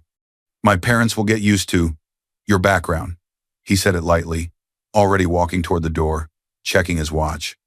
He didn't see the way her expression froze for a second, like someone had pressed a thumb into a bruise. Gotta run, he added. Busy week. Big client. I'll text you about dinner time, okay? She nodded. Okay. Be safe. The door clicked shut behind him, leaving the apartment quiet again. Claire stood there, his words echoing in her head. Your background. In the photo, her father's eyes seemed to watch her. On the nightstand, her phone vibrated again with a reminder from Margaret about the coal partnership review. Far away, in a house she had never stepped into, Ethan's parents were already setting the table for the engagement dinner, sharpening opinions she did not know yet. Claire took a deep breath and picked up Daniel's hoodie from the box, the fabric soft under her fingers. She had no idea that the next time she met Ethan's world, it wouldn't feel like a welcome. It would feel like a test she was never meant to pass. The first cut came before the food even hit the table. Claire felt it like a sharp line across her chest when Linda Cole, Ethan's mother, looked her up and down and smiled with her teeth, not her eyes. So this is Claire, Linda said, standing at the head of the long dining table. The room was filled with old portraits and shiny decorations that tried very hard to look important. You have such simple taste, dear. It's refreshing. The word simple hung in the air. Claire forced a polite smile. She wore a soft blue dress, neat and modest. Not cheap, just quiet. She had chosen it on purpose, the kind that did not scream, heiress. Ethan stood beside her, his hand resting lightly at her back. He was proud tonight, his posture straight, his voice confident. This was his family's home, his family's world. He was the bridge she had stepped onto, hoping it would lead to love, not a fall. Opposite Linda stood Richard Cole, Ethan's father. He was in his 50s, with sharp eyes and a businessman's handshake. Richard led the firm, now negotiating with a major investment group. That group was Adams Holdings, Claire's family company. But Richard did not know that. To him, Claire was just his son's modest fiancée. Next to Richard was Jason, Ethan's younger brother. Jason was in his late 20s, more relaxed, with a restless energy. He smirked as he poured himself a drink, watching Claire with open curiosity, like she was a new show. A few seats down sat Vanessa Reed, introduced as a close colleague and family friend. She smiled politely at Claire, but her hand lingered on Ethan's arm, a fraction too long when she greeted him. Ethan gently guided Claire to a chair near the center of the table. This is beautiful, Claire said genuinely. The table was laid with gleaming cutlery and folded napkins. Candles flickered. Everything screamed, "We are important. Please believe it." Linda brushed off the compliment. Oh, this? It's nothing. Once the big partnership comes through, we're planning a proper remodel. Something worthy of Ethan's future. Richard took his seat and nodded at Claire, like a boss assessing a junior employee. So, Claire, he said, picking up his glass, Ethan tells us your family works in, what was it, investments and construction? Claire kept her voice calm. Yes, my father built a company from those areas. My mother runs it now. Richard waved a hand, uninterested in detail. Ah, investments. Everyone plays with numbers these days. Well, as long as you'll support Ethan's career, that's what matters. Support Ethan's career. Not stand beside him, support him. Ethan laughed lightly, sitting down beside her. Dad, she's the most supportive person I know. Linda tilted her head. And where are your parents tonight, dear? Too busy for such humble events? They're both working late, Claire said. There's a big board review this week. It was true. Adams Holdings was in the middle of several major moves. One of them involved the man sitting in front of her, who had no idea his future was already partly in her hands. Linda exchanged a look with Richard that Claire caught but chose not to name. Board review. How serious, Linda said. Well, I hope they at least managed to gift you something for the engagement. Even if it's small. Claire smiled politely. Their gift is their blessing. That's enough for me. Jason chuckled. Don't worry, once the big partnership hits, you guys can finally upgrade. New house, new cars, new everything. He lifted his glass toward Ethan. Right, big brother? Ethan smiled, but his jaw tightened. We're doing fine, Jason. On a sideboard behind Richard, Claire's eyes landed on a stack of papers, half tucked into a leather folder. The top page was slightly turned. She could see the words printed clearly. Adams Holdings Strategic Partnership, Proposal Draft. Her heart skipped. There it was. Her world, printed in black ink in this room, where she was being treated like she had nothing. Richard noticed where she was looking and laughed, a little too loudly. Oh, that, just work, can't switch off, you know how it is. Linda patted his arm proudly. We're in talks with a major investment group, Claire, Adams Holdings. Probably the biggest chance this family firm has ever had. Once we close that, we move from small league to big league. Everything changes. He said Adams like it was some distant legend, not the name on Claire's birth certificate. He didn't ask if she had heard of them. He didn't imagine she could be connected in any real way. She looked too ordinary. Claire's phone buzzed softly in her purse. A short vibration she knew well. While Linda turned to instruct a server, Claire glanced down. A message from Lily. Lily, you okay? Want me to call with a fake emergency? Claire's lips twitched. Claire, I'm fine. Just being studied like a charity case. She slipped the phone away before anyone noticed. Love your dress, Linda said suddenly, eyes sharp again. Did you get it on sale? You're so practical. It's charming. Charming. Simple. Practical. Claire kept her voice steady. I picked it because I like it. Linda nodded slowly, like she was judging a child's drawing. Practical is good. Ethan needs stability, not someone who thinks she can outshine him. Ethan gave a nervous laugh. Mom. Richard cleared his throat, changing the subject. So, Claire, what exactly do your parents contribute? Financially? I mean, wedding, new place, things like that? Claire's fingers tightened on her napkin. She chose her words with care. They offered to help, she said. I told them we would manage. We're both working adults. We can build together. Linda's smile thinned. So, not much then. That's fine. As long as you're not expecting us to carry everything. Ethan is already doing enough. Silence pressed around the table for a moment. This was where he could have set a boundary. This was when he could have said, Claire brings more than you know. Instead, Ethan laughed, tense, but still playing along. Mom, don't be harsh, he said. Claire knows what she's getting into. He said it with a joking tone, but the words cut. Claire turned her head, watching his face. She saw the truth hidden under the joke. He needed their approval more than he needed to protect her feelings. He didn't see the small crack forming in her trust. The rest of the meal blurred into polite questions and forced laughter. Linda compared houses. Richard spoke about numbers. Jason made little jabs about some people not knowing which fork to use. Claire answered when needed, quiet and polite, letting their words wash over her like cold water. Later, after dessert, she excused herself to find the bathroom. The hallway was lined with more portraits, all of serious men in suits. As she walked past Richard's study, she heard low voices through the half-closed door. Vanessa's voice came first, smooth, amused. "She's sweet," Vanessa said. "But do you really see yourself with her when your firm becomes big league?" Ethan's answer came, quiet but clear. "One thing at a time, Vanessa," he said. "Let's lock in the partnership first."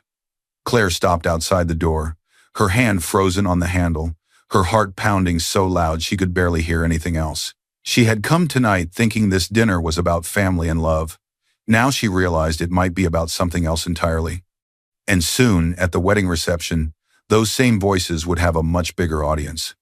Claire felt the blow before she even turned, an eruption of cheers, clinking glasses, and flashing lights that hit her like a spotlight she never asked for.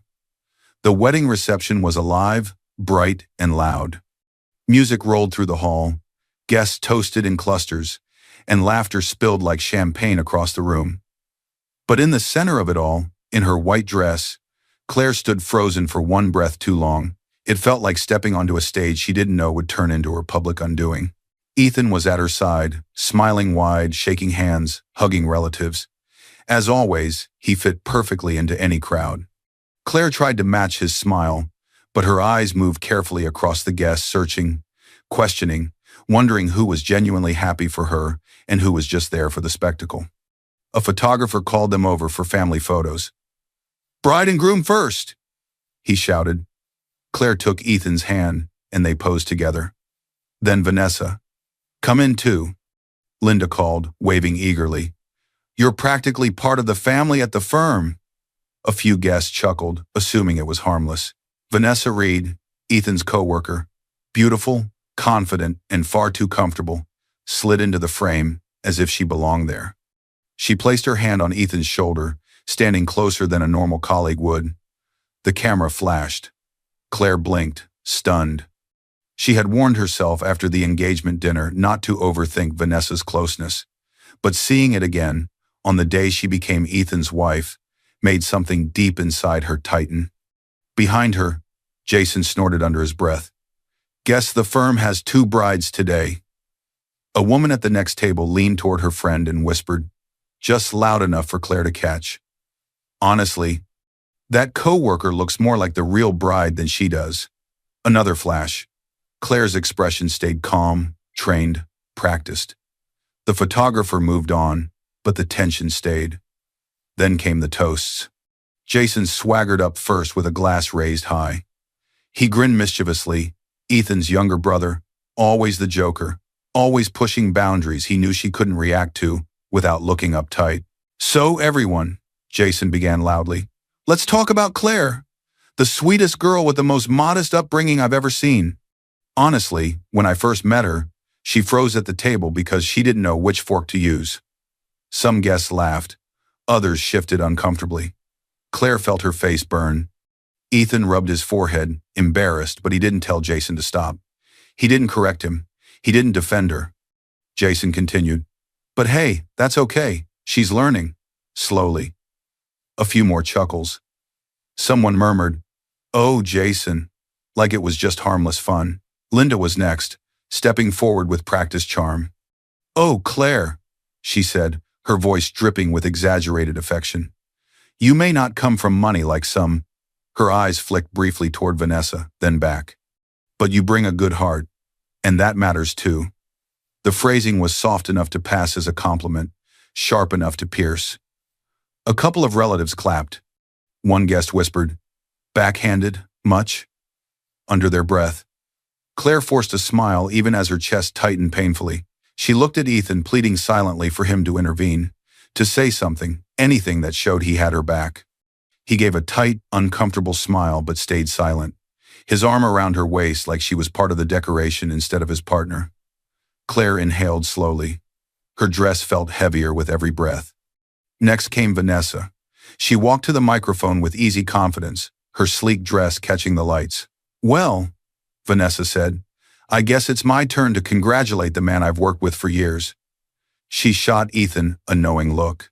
"Ethan is the most ambitious man I've ever known." Ethan smiled awkwardly. "And don't worry, Claire," Vanessa added brightly.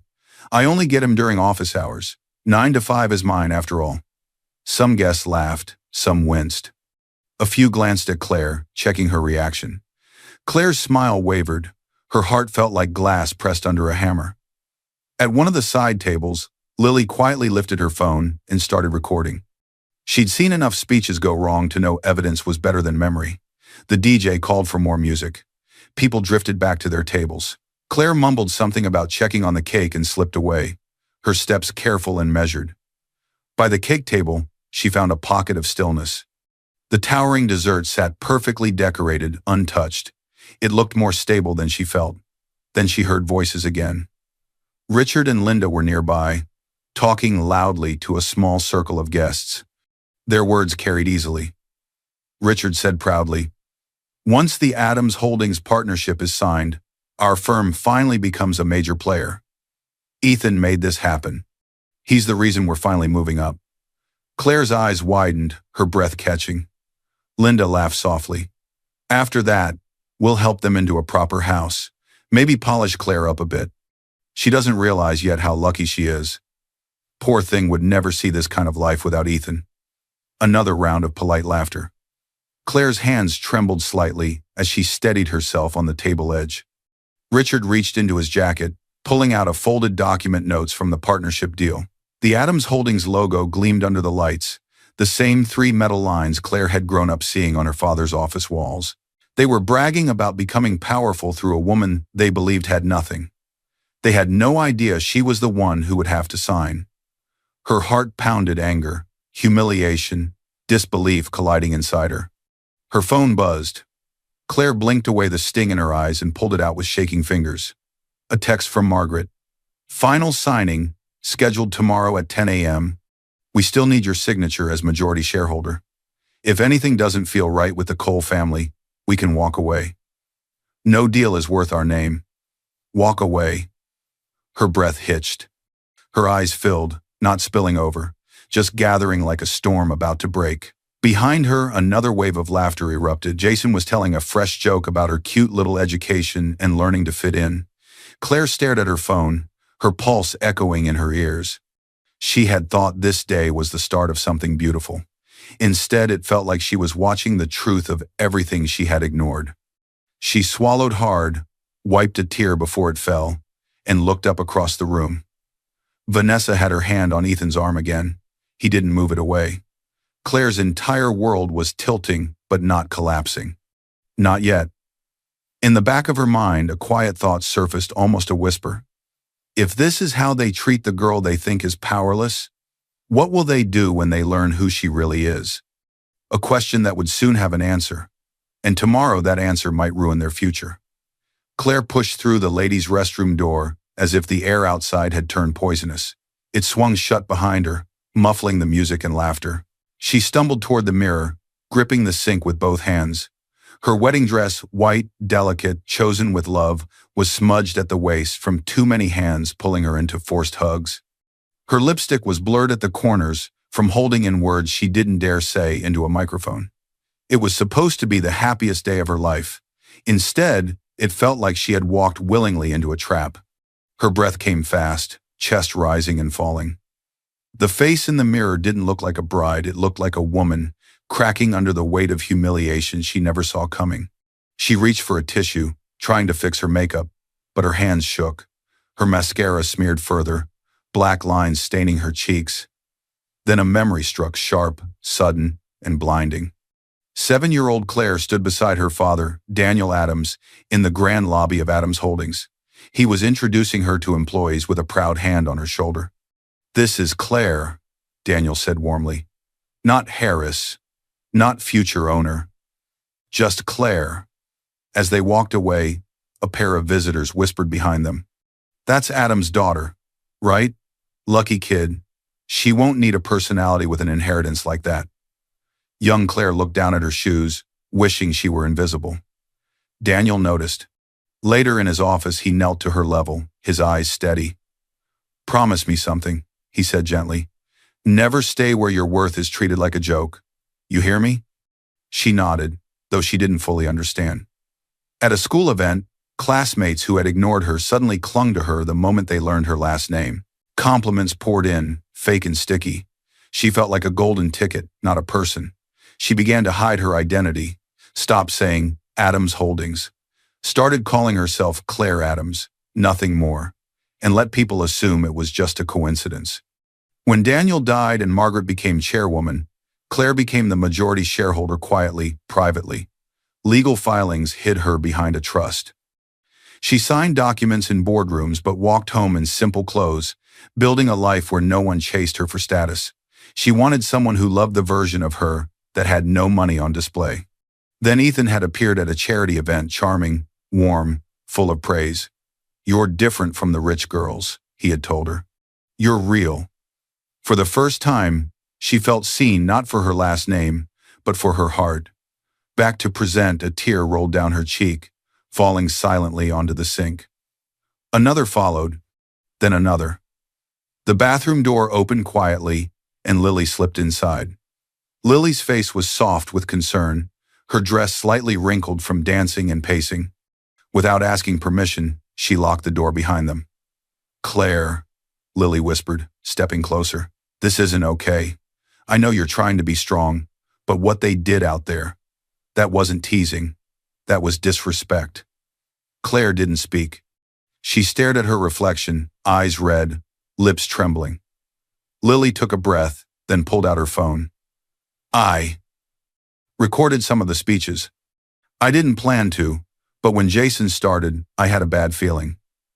You need to hear what they sound like from the outside. Claire hesitated, part of her still wanting to protect the fantasy she had built, but she nodded. Lily played a clip. Jason's voice filled the small, tiled room. She didn't even know which fork to use, but she's learning, bless her. Laughter followed, loud and cruel in the echo of the bathroom. Claire squeezed the edge of the sink. Another clip. Linda's voice now. She may not bring money, but at least she brings a good heart. Ethan has always been generous. More laughter. A clink of glasses. Then, Lily opened another video, this one recorded near the bar, when Claire had stepped away earlier to greet relatives. Ethan's face appeared on screen, slightly flushed, talking to a colleague off camera. Vanessa was beside him, sipping her drink. Ethan's voice. Claire?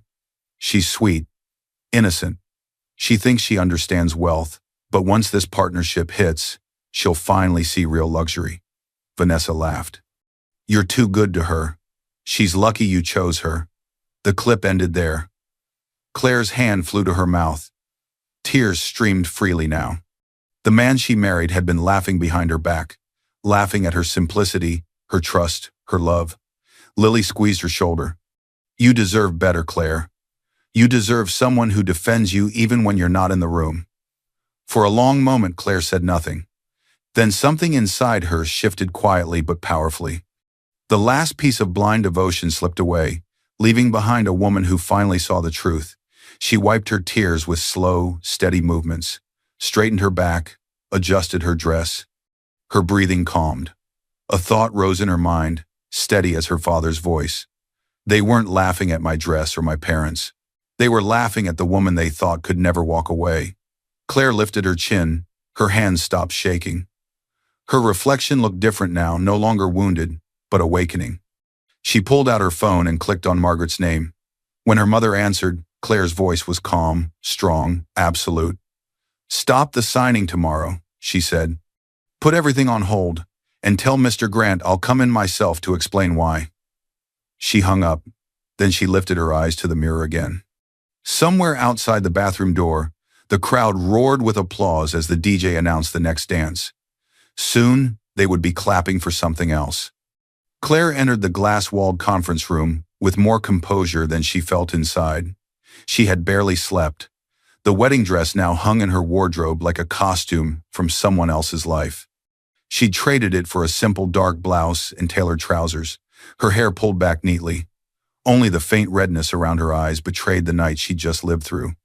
The moment she stepped into Adams Holdings headquarters, the minimal white space, the quiet hum of printers, the company logo etched into the glass, something inside her straightened. This was her world. Her father's world. Her name. Her power. And today, that power was being tested. She sat at the long table, still feeling the ghost weight of her wedding ring. Her finger felt lighter. Her chest did not. Across from her sat Margaret Adams, her mother poised, controlled, sharp-minded.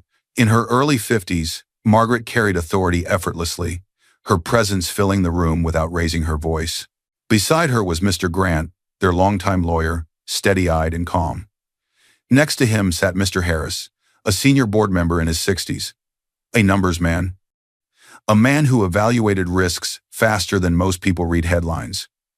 A compliance officer, Miss Patel, sat near the end, a file open and ready. On the table rested a stack of folders. Mr. Grant broke the silence first.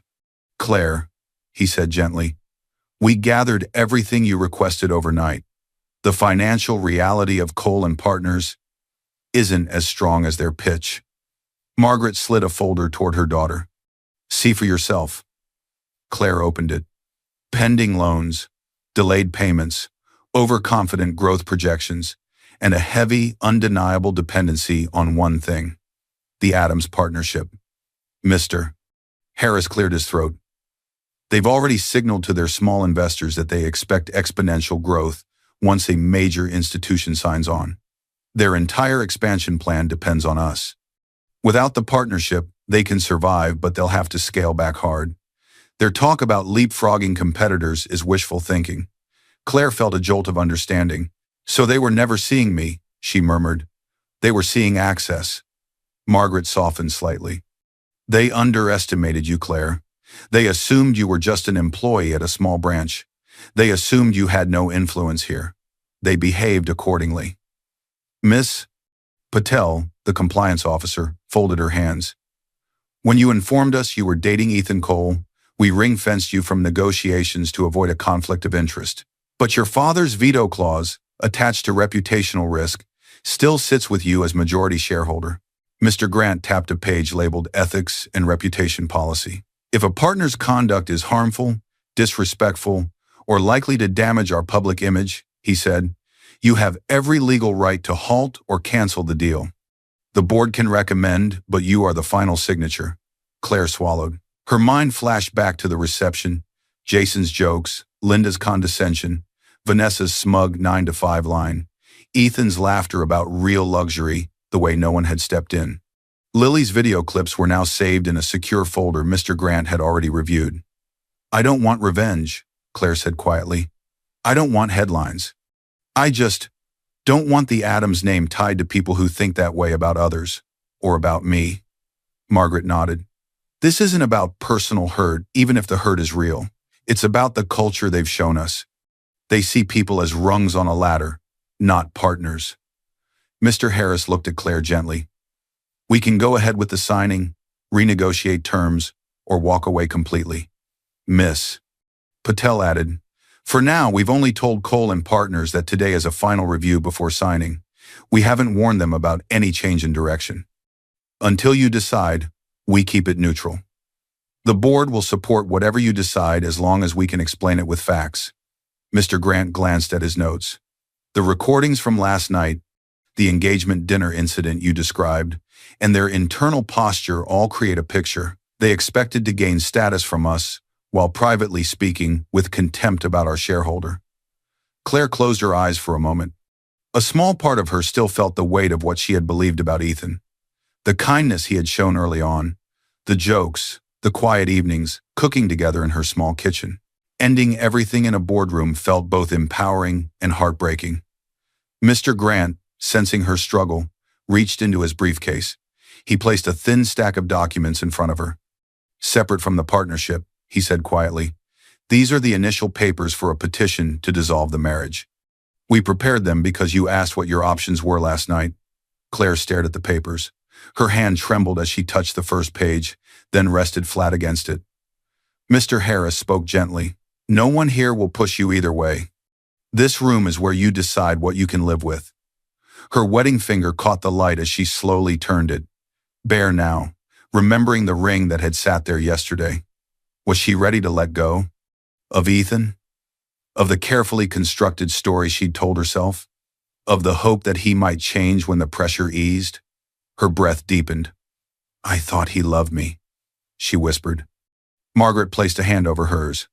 He loved the comfort of you, not the responsibility of respecting you. Claire's eyes glistened, but she didn't cry. She stared at the partnership folder one more time, then at the ethics policy. Something inside her hardened, not cold, not cruel, just clear. Mr. Grant waited. The question is, he said, voice steady, are you ready to let go of Ethan completely and treat this like any other risky partner? The room fell silent. Claire lifted her eyes. Her answer was forming, solid and inevitable, but she wasn't ready to speak it yet. Instead, she asked a different question, one that made everyone pause. What happens, Claire asked quietly, when the Cole family discovers the deal is being canceled by the woman they mocked at their own son's wedding? A long, heavy silence settled over the room. In that silence, a line was quietly drawn, and on the other side of it, a confrontation was already waiting. Claire slammed the evidence folder onto the small conference table, so hard that Lily jumped. The room was tucked deep inside Adams Holdings' legal wing, its frosted glass walls turning the rest of the floor into shifting silhouettes. A single overhead light glowed above them, throwing hard edges on the stack of files and the large screen mounted on the wall. Let's start, Claire said. Her voice was steady now, no tears, no tremors, just a controlled fire. Lily, her best friend, still in the same dress from the night before, hair pulled into a messy ponytail, pulled out her phone and plugged it into the HDMI cable. She spoke softly, but her hands moved fast. Claire, I saved everything I could from the reception, Lily said, just in case you needed more than your memory. The first video appeared on the screen. Linda's voice rang out clearly. She may not bring much money, but at least she brings a good heart. Guests laughed. In the video, Claire stood there in her wedding dress, smiling politely while humiliation wrapped around her like a spotlight. Claire's jaw tightened, but she didn't look away. Lily clicked to the next clip. Linda again, off mic but loud enough. Her relatives look cheap, don't they? I hope they don't ruin the pictures. Another soft ripple of laughter from the guests in the background. Lily paused the video. There's more. But before I show you the rest, check this. She unplugged her phone and handed Claire her own. What am I looking at? Claire asked. Open your messages, Lily said. That family group chat Linda added you to for seating charts, you said you muted it ages ago. You hardly ever replied, Lily added. I think they forgot you could read everything. Claire frowned, instinctively unlocking her phone. There it was. Cole family plus Vanessa Linda had created it weeks before the wedding to coordinate times, outfits, and logistics. Claire had glanced at the essentials, then muted the endless chatter. Her thumb hovered. Then she tapped it. The chat history flooded the screen. Lily mirrored it onto the large monitor. Old messages scrolled up, planning, jokes, photo attachments. Then Lily slowed near a particular section. Ethan. Marrying Claire is strategic. She's connected to investments, whether she realizes it or not. Once everything lines up, we're in. Richard. Exactly. Once Adams approves the partnership, our firm levels up. Ethan, this is your chance to secure our future. Linda. She's plain, but at least she won't challenge you. Better than someone like Vanessa, too opinionated. Vanessa. Don't worry. I know my role. Just don't forget who's been next to you in the grind. Claire felt each line cut through her. Lily swallowed. Keep going. Claire scrolled further. Another block of text. Ethan. Once we're locked in with Adams, we can restructure things so Claire doesn't have so much say, if she even has any. She's pliable. She trusts me. The word pliable glowed in blue on the screen. Claire stared at it for a long second. Pliable. Bendable. Easy to steer. Her father's voice rose in her memory. Never stay where your worth is treated like a joke. Her fingers tightened, but her voice stayed even. "Save screenshots of that entire section," she said. "Email it to Mr. Grant's secure address." Lily nodded and did exactly that. The door opened quietly, and Mr. Grant stepped in, carrying a thick binder. He glanced at the screen, then at Claire's face, putting pieces together instantly. "I see you started without me," he said. Claire gestured toward the monitor. "They added me to the chat. They never thought I'd scroll back." Mr. Grant set the binder down and opened it. Inside, documents had been tabbed and labeled. "I've organized everything into 3 categories," he said. "Public humiliation, internal intent, and strategic exploitation." He flipped pages as he spoke. Category 1. Recordings from last night. Category 2. These messages. He nodded at the screen. Category 3. Their financial over-reliance on us, which Mr. Harris already outlined. He looked at Claire. "This isn't just a bad in-law situation," he said calmly. "This is a reputational threat. If we go through with the deal, we tie Adams Holdings to a culture that mocks a key shareholder and treats her like a stepping stone." Lily crossed her arms. "So cancel it. They deserve it." Claire didn't respond immediately. She looked up at the message. "She's pliable. She trusts me." Narration flickered in her thoughts. They thought I was pliable. They forgot who taught me to bend metal and build empires. Her expression hardened, not cruel, just sure. Mr. Grant closed the binder halfway. "The board will stand behind your decision, whatever it is. The ethics clause is clear. We'll document the rationale: conduct, contempt, risk." A soft knock sounded at the door. An Adams assistant stepped in. "Miss Adams," she said, "the Cole family has arrived for the final review and expected signing. They're in the summit room waiting." The air tightened. Claire stood. "We're not finished," she told Lily and Mr. Grant. "We're just changing the audience." She took one last look at the messages on the screen, then nodded to the assistant. "Let's go." The summit room tensed the second the Cole family walked in. Richard Cole pushed through the glass doors first, his suit pressed and his expression smug. Linda followed close behind, necklace shining, face arranged into a smile that assumed victory. Jason trailed them in, less polished, more curious. Vanessa Reed walked beside Ethan, not quite touching him, but close enough that anyone watching could guess she'd been there through all the late nights. An assistant from Cole and Partners carried a leather case stuffed with documents they believed would seal their future. "This is it," Richard said under his breath, clapping Ethan's shoulder. "Once this is done, we start shopping for that new house. Something appropriate for our new status." Linda chuckled. "Maybe Vanessa can help choose the interior. She has an eye." Vanessa smiled faintly. Ethan gave a shallow laugh but didn't correct them. They stepped fully inside and stopped. The room was not set for a celebration. It was set like a formal review. A long polished table stretched down the center. At the far end sat Adams Holdings representatives: Margaret Adams, Mr. Harris, Miss Patel, and Mr. Grant.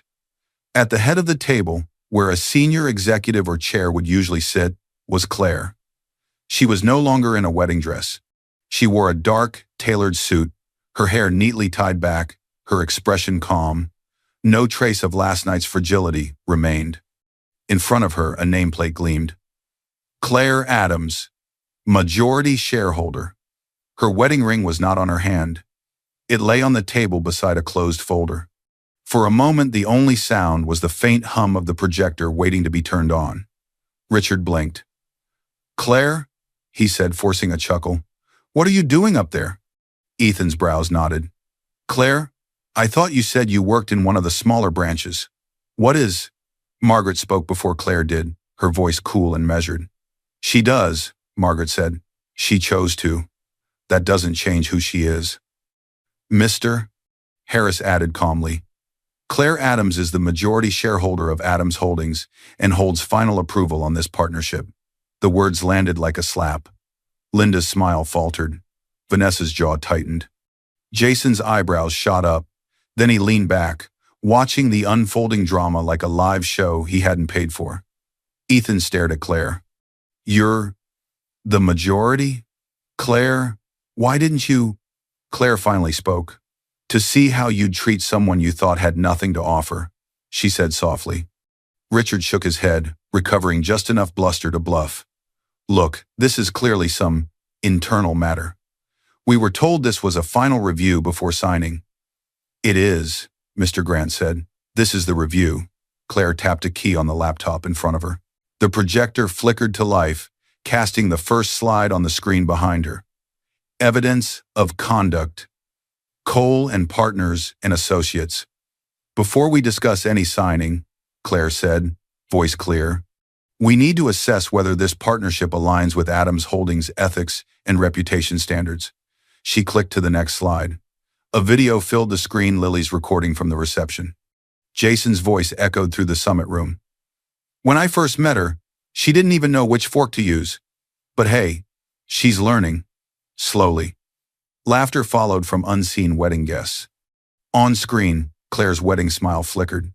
Jason shifted uncomfortably in his seat, the replay of his own voice hitting harder than he expected. "It was just a joke," he muttered. Claire didn't comment. She clicked again. Linda appeared on screen, champagne in hand. "She may not bring money, but at least she brings a good heart. Ethan has always been generous." A couple of faint chuckles followed. In the summit room, no one laughed.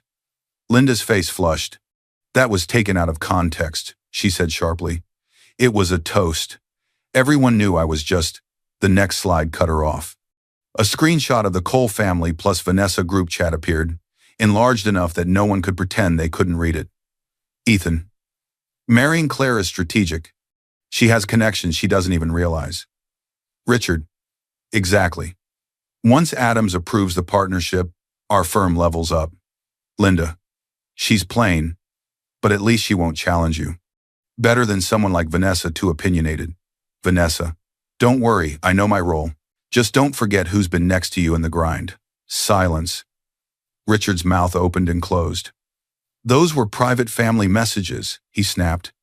"You can't use those in a..." "You added me to that chat," Claire said quietly. "To send rehearsal details. You just assumed I wouldn't read anything else." Mr. Grant spoke evenly. "As a participant, Miss Adams is fully within her rights to retain and present these messages to assess partner suitability." Claire clicked again. Another screenshot from the same chat appeared. "Ethan. Once we're locked in with Adams, we can restructure things so Claire doesn't have so much say, if she even has any. She's pliable. She trusts me." The word pliable glowed like an accusation across the wall. Ethan's face drained of color. "I didn't mean Claire. That was just..." "You meant it enough to type it," Claire said, her tone still calm. Vanessa sat rigid, her eyes darting between Ethan and the screen. Claire turned to the final slide, a highlighted section of the Adams Holdings Ethics and Reputation Policy. The line in bold, "The majority shareholder may cancel or refuse any partnership if the partner's conduct presents a reputational, ethical, or cultural risk to the company or its key stakeholders." Narration whispered inside Claire's chest. They thought they were building their future on the back of a powerless girl. They didn't realize she was the one holding the floodgate. She turned off the projector. The room dimmed slightly without the white glare. She folded her hands on the table. "Based on your conduct," she said, voice slow and precise, "and under the terms of this clause," she took a breath, "I've made my decision regarding the partnership." Every eye in the room fixed on her. The air felt thick, waiting. Claire's words fell into the silence like a verdict. Adams Holdings is formally withdrawing from the $1 billion partnership with Cole and Partners. For a moment, the room didn't react. It was as if sound itself had stopped. Then everything happened at once. Gasps, scraping chairs, papers rustling in panicked hands. Linda's hand flew to her mouth. Richard surged to his feet so fast his chair toppled backward. "You can't do that," Richard exploded. "We have a signed..." "You have a non-binding letter of intent," Mr. Grant interrupted calmly, "subject to final approval by this board and the majority shareholder." You were informed of this in writing. Mr. Harris added, you built your plans on expectations, not guarantees. That was your risk, not ours. Richard's face turned red. We've already told our investors, he shouted. We've hired new staff, expanded our office, started projects. Claire, listen to me. This will destroy us. Margaret stood slowly, her expression controlled. You destroyed your own credibility, she said. We simply declined to fund it. Linda turned on Ethan, her voice breaking. What did you say in that chat? What did you do? Ethan barely heard her. He was staring at Claire, stunned. Claire? His voice cracked. You're Adams? As in, that Adams? You're the heiress? She met his eyes. No, she said softly. I'm the woman you humiliated and underestimated. She let that hang for a breath. Then she added calmly, the heiress is just the part that makes this hurt you back. Ethan staggered slightly, like the floor had shifted under him. An assistant from Adams Holdings stepped quietly into the room, holding a sealed envelope. For Mr. Ethan Cole, she said. Ethan took it with numb hands and tore it open. His eyes skimmed the first page. His throat worked, but no sound came out. Mr. Grant spoke, his tone professional, but not unkind. That is a formal notice of intent to dissolve the marriage, he explained. It includes a draft petition our firm will file with the court. I advise you to obtain your own counsel. Linda turned on Claire, anger and fear mixing together. You're ending his career and his marriage in the same breath? Do you know what this will do to us? Claire's voice stayed level. I'm not responsible for what you built on lies, assumptions, and arrogance, she said. You mocked my family, my education, my background. You treated me like a pawn in a game I never agreed to play. I'm choosing not to fund that. Richard lunged forward again. We can apologize, he said desperately. We'll make a public statement, Will. Margaret shook her head. You're not sorry you did it, she said. You're sorry you did it to the wrong person. Vanessa quietly slid her chair back from the table, as if trying to make herself smaller. Ethan, clutching the envelope, stepped toward Claire. Claire, please, he said. Just talk to me alone. We can fix this. I didn't cheat. Vanessa is... She's just... This isn't the place, Miss Patel interjected firmly. This meeting is concluded. Claire gathered her documents with calm, deliberate movements. She stood. I'm protecting the Adams name, she said. And I'm choosing myself. She looked once, briefly, at Ethan. You chose your ambition, your silence, and your comfort, she said softly. We just made different choices. She walked toward the door. An assistant opened it for her. Claire, Ethan called after her. She didn't answer. Narration rose behind her steps. Endings are loudest for the people who never saw them coming. For me, it was just a door I finally decided to close. As the door shut behind her with a soft click, chaos erupted again on the other side. Richard's phone started ringing an investor, by the urgency in his voice as he answered. Another notification sounded on his assistant's tablet. An email with the subject line clarification on rumored deal collapse. The consequences had already begun. Ethan caught up to Claire in the hallway, his footsteps uneven on the polished floor. Claire, wait, he called, reaching out. His fingers closed around her wrist, not with force, but with desperate insistence. The glass walls around them reflected fragments of the summit room. Richard pacing, Linda gesturing wildly, Margaret sitting back down with the board, already pivoting to next steps. Assistants moved in and out, faces tight. Claire turned slowly to face him. Her expression wasn't angry. It was worse, calm. Ethan took a shaky breath. You can't just destroy my family over some jokes, he said. You're overreacting. I didn't know you were Adams. If I had known. She cut him off quietly but sharply. Exactly. He blinked. What? Claire's voice didn't rise. It didn't need to. If you had known who I was, you would have treated me differently, she said. Your parents would have treated me differently. Vanessa wouldn't have dared to humiliate me in front of a crowd. Jason would have swallowed his jokes. You all would have performed respect instead of feeling it. Ethan flinched. And that, Claire continued, is the problem. He ran a hand through his hair, the envelope from Mr. Grant crumpling in his other fist. Claire, I love you, he said, voice cracking. I was stressed. My parents were pressuring me. Vanessa was just flirting. I didn't encourage it the way you think. My family is old-fashioned. It's not my fault. I didn't think. No, she said. You didn't. A faint sound came from the far end of the hallway. Vanessa had stepped out of the summit room too, frozen halfway down the hall, clearly having heard enough to know this was not a conversation she should walk into. She hovered, guilt and calculation warring on her face. Claire went on, her words gentle but piercing. I wanted a husband who would defend me even when I had nothing, she said. Someone who stood beside me because of who I am, not what my last name is worth. Her eyes shone, but no tears fell. But you, she continued, defended your comfort, your image, your silence, and your billion-dollar dream. She took a small step back. You defended everything except me. Ethan's shoulders sagged. I didn't cheat on you, he said weakly, as if that solved everything. You didn't have to, she replied. You let someone else feel more entitled to your side than your own wife did. Vanessa looked down at her shoes. Ethan reached for Claire's hand. We can repair this, he pleaded. Tell your mother the deal doesn't have to be canceled. We'll issue a statement. I'll apologize publicly. I'll sit my parents down. Cut ties with Vanessa. Anything you want. Just don't end us. Claire studied him for a long, quiet moment. Then she slipped her wedding ring out of her pocket. She'd brought it, but she hadn't put it back on. Slowly, she placed it in his open palm.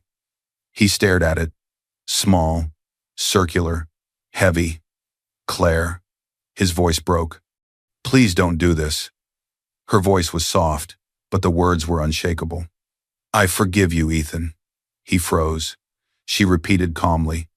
I forgive you. Not for you, for me. I don't want to carry this anger for the rest of my life. Hope flickered in his eyes. But forgiveness, she added, does not mean I stay. The hope died as quickly as it had come. She stepped back again. Vanessa instinctively moved out of her way, pressing herself closer to the glass wall. Claire, don't walk away, Ethan begged. Please. She looked at him one last time. I walked away, she said quietly, the moment you showed me what I meant to you. Then she turned and walked down the hallway, heels clicking in a steady rhythm. She didn't look back. Ethan stood frozen, the ring biting into his palm, the envelope still crumpled in his other hand. Behind him, he could hear his mother's raised voice through the glass demanding answers he didn't know how to give. Vanessa watched Claire disappear around the corner, then looked at Ethan with something like pity. The man she'd attached herself to had just lost the very foundation of his power. That evening, hours after the summit room showdown, Claire sat on her couch, wrapped in a soft blanket. The apartment felt different now, stripped of illusions. The same faded rug, the same clean shelves, but the air felt lighter. Her phone rang. Lily, Claire answered. Hey, you need to see this, Lily said. No small talk. She flipped her camera to her laptop screen. A news article glowed. Adams Holdings walks away from billion-dollar deal over ethics concerns. Sources cite disrespect toward key shareholder. Claire's breath caught. Lily scrolled. Sources close to the negotiations, the article read, report that senior figures in the potential partner firm engaged in repeated disrespectful behavior toward an Adams Holdings majority shareholder at private events, prompting a last-minute withdrawal on ethical grounds. The comments section churned below. Who insults a major shareholder at her own wedding? If this is true, Cole and Partners is done. Imagine throwing away a billion-dollar deal for ego. Team Claire, even if we don't know who she is. Lily turned the camera back to her face. You're trending without a name, she said softly. They don't know it's you, but they know someone like you exists. Claire exhaled slowly. They think I destroyed them, she murmured. You protected yourself, Lily replied. And a lot of people watching will learn from that. The world had started to find out, and this was only the beginning. The first sound was the echo of her heels, steady, confident, familiar. Weeks later, Claire walked through the main hallway of one of Adams Holdings' development facilities. Sunlight poured in through tall windows. Workers in safety vests and office staff in ID badges moved around her, busy but relaxed. "Morning, Miss Adams," a technician called with an easy smile. "Good morning, Daniel," she answered, remembering his name without looking at his badge. She stopped at a workstation where a junior engineer was frowning at a set of plans. "Stuck?" Claire asked. "A little," the young woman admitted. "I'm trying to balance cost with sustainability, but the numbers are tight." Claire leaned in, asked a couple of precise questions, then pointed gently at a detail on the page. "Try shifting this instead," she suggested. "You'll save more long-term without cutting safety." The woman's face lit up. "Thank you." Claire smiled and moved on. From a distance, Margaret and Mr. Grant watched. "She's grown stronger," Margaret said quietly. Mr. Grant nodded. She stopped apologizing for her worth. Claire didn't walk like someone carrying a scandal. She walked like someone who had passed a brutal test and come out aligned with herself. Narration floated gently around her steps. "People said I canceled a billion-dollar deal out of spite. They were wrong. I canceled a promise that was built on disrespect." Sometime later, in a bright meeting room, Claire stood by a whiteboard as Lily scribbled ideas with colorful markers. On the top of the board, Lily had written in big letters, "Rebuild." Pilot program underneath. Bullet points. Legal support for women leaving financially abusive marriages. Short-term housing assistance. Career counseling and microloans. Workshops on recognizing red flags and strategic relationships. "Do you know how many people this is going to help?" Lily said, turning to her, eyes sparkling. "That's the point," Claire replied. "I can't change what happened to me, but I can help someone else walk away sooner than I did." They shared a quiet, satisfied smile. Claire wasn't just rebuilding her own life now. She was building a bridge for others. Later, alone in her office, Claire opened a small wooden box from her top drawer. Inside lay a single photo of Daniel Adams in his old work jacket, grinning with dust on his sleeves. She touched the edge gently. Flashbacks layered over the image. Daniel's hand resting on her shoulder in the lobby. Daniel telling her to hide what others could use. Daniel saying, "Never stay where your worth is treated like a joke." And another memory, quieter. "One day," he told her, "someone will try to buy your silence with comfort. On that day, remember your dignity is the only fortune that can't be taken." Claire closed her eyes and let the memory settle. "I remember, Dad," she whispered. She closed the box and slid it back into the drawer. A peaceful smile touched her lips. She stood, walked to the window, and looked out over the city, not from a place of loneliness, but from a place of ownership. In a smaller part of the city, far from glass towers, Ethan sat in a cramped office with peeling paint and old blinds that wouldn't quite close. The name on the glass door was different now, a small consulting firm trying to stay afloat. Cole and Partners had survived the blow, but it had been forced to downsize, merge pieces, and swallow humiliation. The grand expansion never came. On Ethan's desk, an article glowed on his computer screen. Adams Holdings majority shareholder, praise for ethical stand. Industry calls it a new standard for partnerships. A photo of Claire at a recent panel discussion accompanied the piece, calm, confident, speaking about integrity in business. They called her a private majority shareholder, not by name, but he knew every line of her face. His shoulders sagged. His phone buzzed with an email notification, another rejection from a potential client who had concerns about past headlines. He let it sit. On the corner of his desk lay a small velvet ring box. He opened it. The wedding ring sat inside, unused now, a circle that never completed its promise. He closed the box again. He had gambled everything on a future built on arrogance and assumption, and he had lost the only person who might have chosen him for who he was, not what he could gain. Somewhere else, in a well-lit cafe with plants in every corner, Vanessa posed for a picture with a man whose posture was relaxed, not predatory. He worked in education, not finance. His shirt sleeves were rolled up, his laugh soft. She posted the photo with a simple caption. learning to choose character over connections. She didn't mention Ethan, not in the caption, not in the comments, not even in the tags. Her expression was calmer, less sharp. She had learned through the collapse, the headlines, and the silence that proximity to power without ethics isn't safety. In their once grand living room, the Cole house felt smaller. Some of the expensive art had quietly disappeared from the walls, sold, traded, sacrificed to keep things afloat. A stack of letters sat on the coffee table. Notices from investors, legal correspondence, demanding emails. Richard paced in tired circles, phone pressed to his ear. "I understand," he was saying, for what sounded like the 100th time. "We're restructuring. Yes, the Adams deal fell through, but we have other options. No, it wasn't our fault." The caller hung up. He stared at the dead phone line, breathing hard. Linda sat on the couch, tablet in her lap. An article headline stared back at her. "Rumored wedding insults to major shareholder, allegedly triggered deal collapse." She read the line again and again. The jokes, the toasts, the assumptions. She pressed a hand to her forehead. "We thought she was nothing," she whispered. No one answered. They had built their future on the belief that Claire was insignificant. Now they lived in the echo of that mistake. Back at Adams Holdings, Claire stepped outside onto a terrace bathed in late afternoon light. The city stretched out beneath her construction cranes, finished towers, streets full of people who would never know the full story, only the headline version. She took a deep breath. Narration wrapped softly around her like a final lesson. They thought they were humiliating a nobody at a wedding. They were, in fact, failing the final test of the one person holding their future.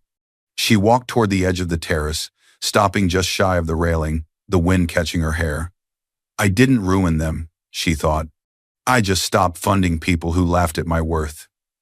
She turned slightly, as if addressing an unseen audience, every person who'd ever been underestimated, every quiet soul watching from their own small apartments. "If someone only respects you when they know what you're worth on paper," she said in her mind, clear as glass, "walk away before they spend your value like it belongs to them." I hope you enjoyed watching it as much as I enjoyed creating it. Like, share, and comment on the lessons you've learned. Let me know where you're watching from in the comments below. See you in my next video.